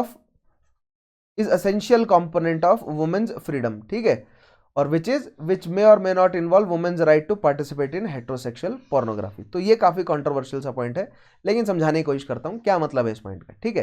तो जो सेक्स पॉजिटिव फेमिनिज्म है वो basically ये कह रहे हैं कि जो रिप्रोडक्टिव राइट्स हैं, कि किसके साथ जो है वो कंसुमेट करना है, किसके साथ फिजिकल रिलेशन रखना है, ठीक है, चाइल्ड बर्थ करना है या नहीं करना, अबॉर्शन करना है, कॉन्ट्रासेप्टिव्स का यूज करना है, पोर्नोग्राफी में पार्टिसिपेट करना है ये नहीं करना, ये महिलाओं की खुद की चॉइस है। और जो सेक्स पॉजिटिव फेमिनिज्म है वो कहती है कि महिलाएं ऐसा कर सक, उनकी आजादी, अगर वो करना चाहे तो कर सकती हैं, रुकावट नहीं है। अगर वो पोर्नोग्राफी में पार्टिसिपेट करना चाहती हैं तो वो कर सकती हैं, अगर वो अबॉर्शन करना चाहती हैं तो वो कर सकती हैं, अगर वो अपनी डिजायर का सेक्सुअल पार्टनर चूज करना चाहती हैं तो वो कर सकती हैं, कोई रुकावट नहीं है और होनी भी नहीं चाहिए, ठीक है। This is sex positive feminism. आगे बढ़ते हैं। नेक्स्ट आता है आपका एनार्को फेमिनिज्म या एनार्किस्ट फेमिनिज्म क्या बोलता है। So as the word suggest, anarchist यानी कोई कानून नहीं होगा। So it is another offshoot of radical feminism and combines the feminist and anarchist beliefs in which patriarchy is viewed as manifestation of hierarchy, so that fight against patriarchy is an essential part of class struggle and the anarchist struggle against the state. So anarchist क्या कह रहे हैं कि class struggle खत्म करना है, classes को खत्म करना है और स्टेट की अथॉरिटी को खत्म करना है, यही कह रहे हैं ना एनार्किस्ट। तो एनार्किस्ट फेमिनिज्म क्या कहते हैं कि जो क्लास स्ट्रगल है ना वो पेट्रियार्की की वजह से ही है, या इस तरह कहा जाए कि अगर दो क्लासेस में स्ट्रगल है तो उन दो क्लासेस के पेट्रियार्कल एस्पेक्ट्स में स्ट्रगल है, क्योंकि महिलाओं का तो स्थान ही नहीं है, क्योंकि महिलाएं तो क्या है, द अदर है महिलाएं तो, ठीक है। सो दैट मीन्स अगर आपको क्लास स्ट्रगल खत्म करना है तो उसमें पेट्रियार्की को भी खत्म करना पड़ेगा, ठीक है। तो ये है एनार्किस्ट फेमिनिज्म। नेक्स्ट आता है ब्लैक फेमिनिज्म और womanism argues that sexism, class oppression and racism are inextricably bound together, यानी कि वो मौजूद ही रहेंगे, वो अलग अलग नहीं मिल सकते। तो दैट मीन्स क्लास ऑपरेशन, एक क्लास दूसरी क्लास को ऑपरेस करेगी तो वहां पर आपको रेस ऑपरेशन भी नजर आएगा और वहां पर आपको जेंडर ऑपरेशन भी नजर आएगा। दैट मीन्स अगर एलीट या कैपिटलिस्ट क्लास लेबर्स को एक्सप्लॉइट कर रही है तो वो लेबर्स में ब्लैक लेबर्स को ज्यादा एक्सप्लॉइट करेंगे और ब्लैक लेबर्स में महिलाओं को ज्यादा एक्सप्लॉइट करेंगे, ठीक है। So this is black feminism, जिसकी एक्टिविस्ट हैं Alice Walker. Another women is claim that black women experiences a different and more intense kind of oppression from that of white women, ठीक है। ये कहती है कि व्हाइट वुमेन से black women ज्यादा ऑपरेशन जो है वो फेस करती है। क्यों? क्योंकि सोसाइटी में व्हाइट पुरुष से ब्लैक पुरुष ज्यादा जो है वो ऑपरेशन फेस कर रहे हैं और ब्लैक ब्लैक सोसाइटीज में भी ब्लैक फीमेल ज्यादा ऑपरेशन फेस कर रही हैं, ऐसा जो है वो एलिस वॉकर ने कहा। एंड दिस इज समवट आप कह सकते हैं कि ऐसा सही भी है कई जगहों पर, कई सोसाइटी में जहां पर ब्लैक्स और व्हाइट में कॉन्फ्लिक्ट है, जैसे यूएस की सोसाइटी। यूएस तो रंगमंच है, यूएस आप कह सकते हैं। यूएस में हर रोज कोई नया ड्रामा, मतलब यूरोपियंस के लिए तो बहुत मतलब कई कॉमेडी का के लिए जो है वो मैटर निकल कर आता है यूएस से, ठीक है। तो यूएस एक बहुत हार्डकोर कैपिटलिस्ट इकोनॉमी है और वहां पर हर इवेंट को, हर पॉइंट को जो है वो कैपिटलाइज कर दिया गया है। तो ब्लैक लाइव्स मैटर को कैपिटलाइज कर दिया गया, वुमेन फेमिनिज्म को वहां पर बहुत बड़े लेवल पर कैपिटलाइज कर दिया गया है। वो एसेंस ही खत्म हो गई है फेमिनिज्म की। कैपिटल मतलब लोग अब अपनी अपनी ईगो को सेटिस्फाई करने का काम कर रहे हैं और बिजनेस चलाने का काम कर रहे हैं इन सब आइडियोलॉजीज को लेकर। ऐसा यूएस में हो रहा है। लेकिन भारत जैसे राष्ट्र में ये बड़ा मुद्दा है, और भारत जैसे राष्ट्र में कैपिटलाइज करने की अगर कोई आपको कोशिश करता हुआ नजर आए इन सब मुद्दों को, तो उनको समझाइएगा कि भैया समस्याएं और भी बड़ी हैं, जघन समस्याएं हैं, उनको जड़ों से खत्म करने की तरफ कंस्ट्रक्टिव स्टेप्स उठाए जाए, ठीक है, कैपिटलाइज ना किया जाए मुद्दों को। आगे देखिए, सोशलिस्ट फेमिनिज्म क्या कहते हैं या मार्क्सिस्ट फेमिनिज्म क्या बोलते हैं। So it connects operation of women to Marxist ideas about exploitation, operation and labour. Socialist feminists see the need to walk alongside men and all other groups and to focus their energies on broad change and that affects society as a whole and not just on an individual basis. तो socialist क्या बोलता है, society को जुड़कर, पूरी society को जुड़कर रहना है और क्लास सिस्टम को खत्म करना है, स्टेट्स को खत्म करना है। सोशलिज्म मार्क्सिज्म यही तो कह रहा है। तो जो मार्क्सिस्ट फेमिनिस्ट है वो ये कह रहे हैं कि फेमिनिज्म को, पेट्रियार्की को खत्म करने के लिए केवल महिलाएं ही क्यों करें, सभी को मिलकर काम करना है, ठीक है। लिबरल फेमिनिज्म क्या कहते हैं देखिए, या individual feminism, it seeks equality of man and women through political and legal reform, ठीक है, क्योंकि सोशलिस्ट तो कहता है कि स्टेट ही खत्म कर देंगे, क्लासेस ही खत्म कर देंगे। लिबरल या लिबर्टेरियन जो अथॉरिटी कहती है वो ये कहता है कि गवर्नमेंट का इंटरफेरेंस होना चाहिए, लेकिन कम से कम, और ऐसे केसेस में होना चाहिए, यानी गवर्नमेंट जो है वो लेजिस्लेशन प्रोवाइड करे किसके लिए, जेंडर इक्वालिटी के लिए, ठीक है। सो मैन एंड वुमेन को इक्वल राइट्स मिले, किससे, पॉलिटिकल एंड लीगल रिफॉर्म से। ऐसा कौन कहता है, लिबरलिज्म, ठीक है, समझते होंगे आप। Liberal feminist see the personal individual interactions between man and women as the place from which to transform society and argue that no major change in the structure of society is needed.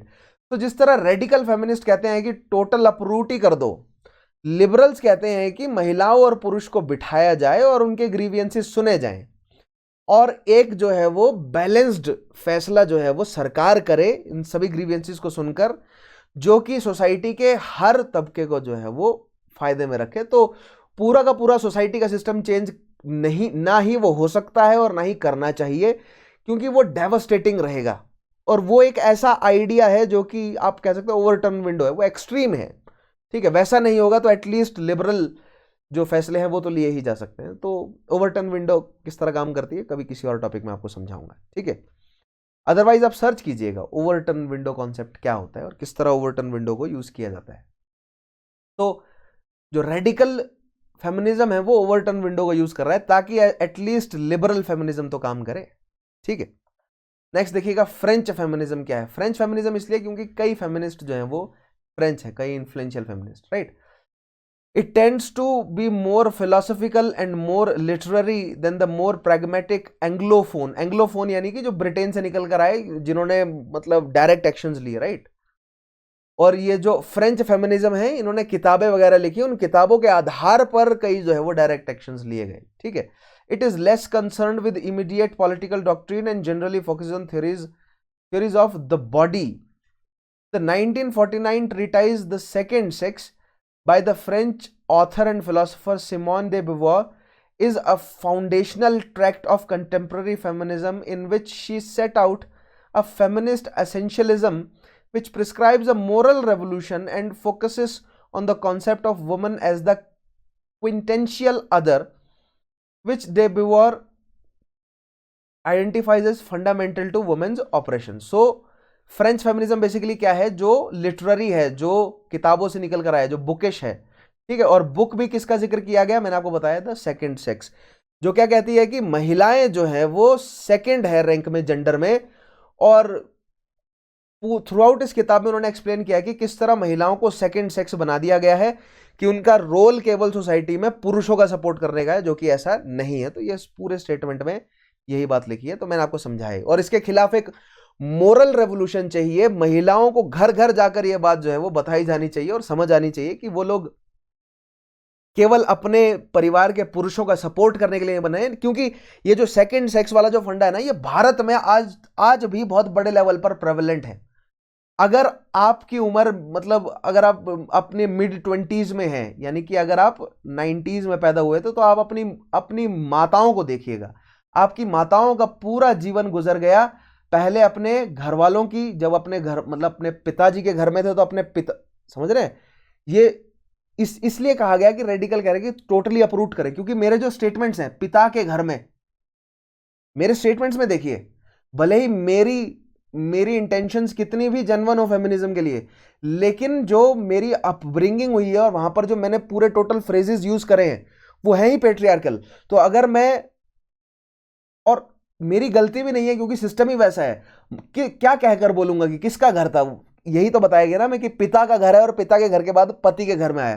तो यही कह रहे हैं radical feminist कि जड़ से हटाना पड़ेगा। तो खैर, जो मैं एग्जांपल दे रहा था, आप अपनी माताओं को देखिएगा जब वो अपने पिता के घर में थी, ये एग्जांपल देखा, रेडिकल फेमिनिज्म यही चाहते हैं ये सिस्टम हटाया जाए। इसीलिए they want to rethink philosophy. वो चाहते हैं कि पूरा का पूरा फिलोसफिकल ऑर्डर, पूरी की पूरी जो है वो ये मतलब किताबें जो है फिर से लिखी जाएं, सोसाइटी फिर से डिजाइन की जाए।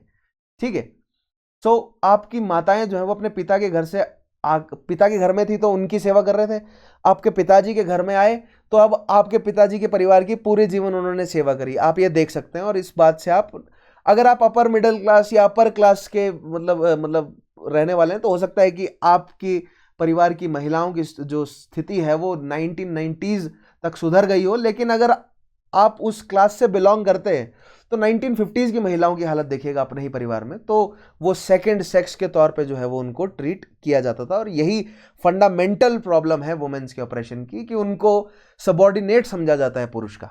ऐसा किसने कहा? डे बोवुआर ने। ठीक है, नेक्स्ट आता है इको फेमिनिज्म। इको फेमिनिज्म क्या कहता है? It links feminism with ecology, arguing that the domination of women stems from the same patriarchal ideology that brings about the domination and destruction of the environment। ठीक है, eco feminism क्या कहता है कि environment को जिस तरह बर्बाद करा है इंसान ने, उसी तरह महिलाओं को बर्बाद किया है। दोनों में कोई डिफरेंस नहीं है। दैट मीन्स, अगर ये स्टेटमेंट फिर से पढ़िए आपको क्लियर हो जाएगा। ठीक है, जो मैंने कहा स्टेटमेंट वो बिल्कुल क्लियर हो जाएगी। It links feminism with ecology, feminism को इकोलॉजी से जोड़ा। कैसे? Arguing that domination of women को डोमिनेट करना, और इंसान ने इन्वायरमेंट को भी क्या किया है? डोमिनेट किया है। तो इंसान ने इन्वायरमेंट को डोमिनेट करने की टेंडेंसी कहां से डेवलप करी? अपने परिवार से ही, क्योंकि वो वुमेन को डोमिनेट करता आया था। तो ऐसा कहना है कि इनका इको फेमिनिज्म का, domination of women stems from the same patriarchal ideologies that brings about the domination and destruction of environment. Next है Christian feminism.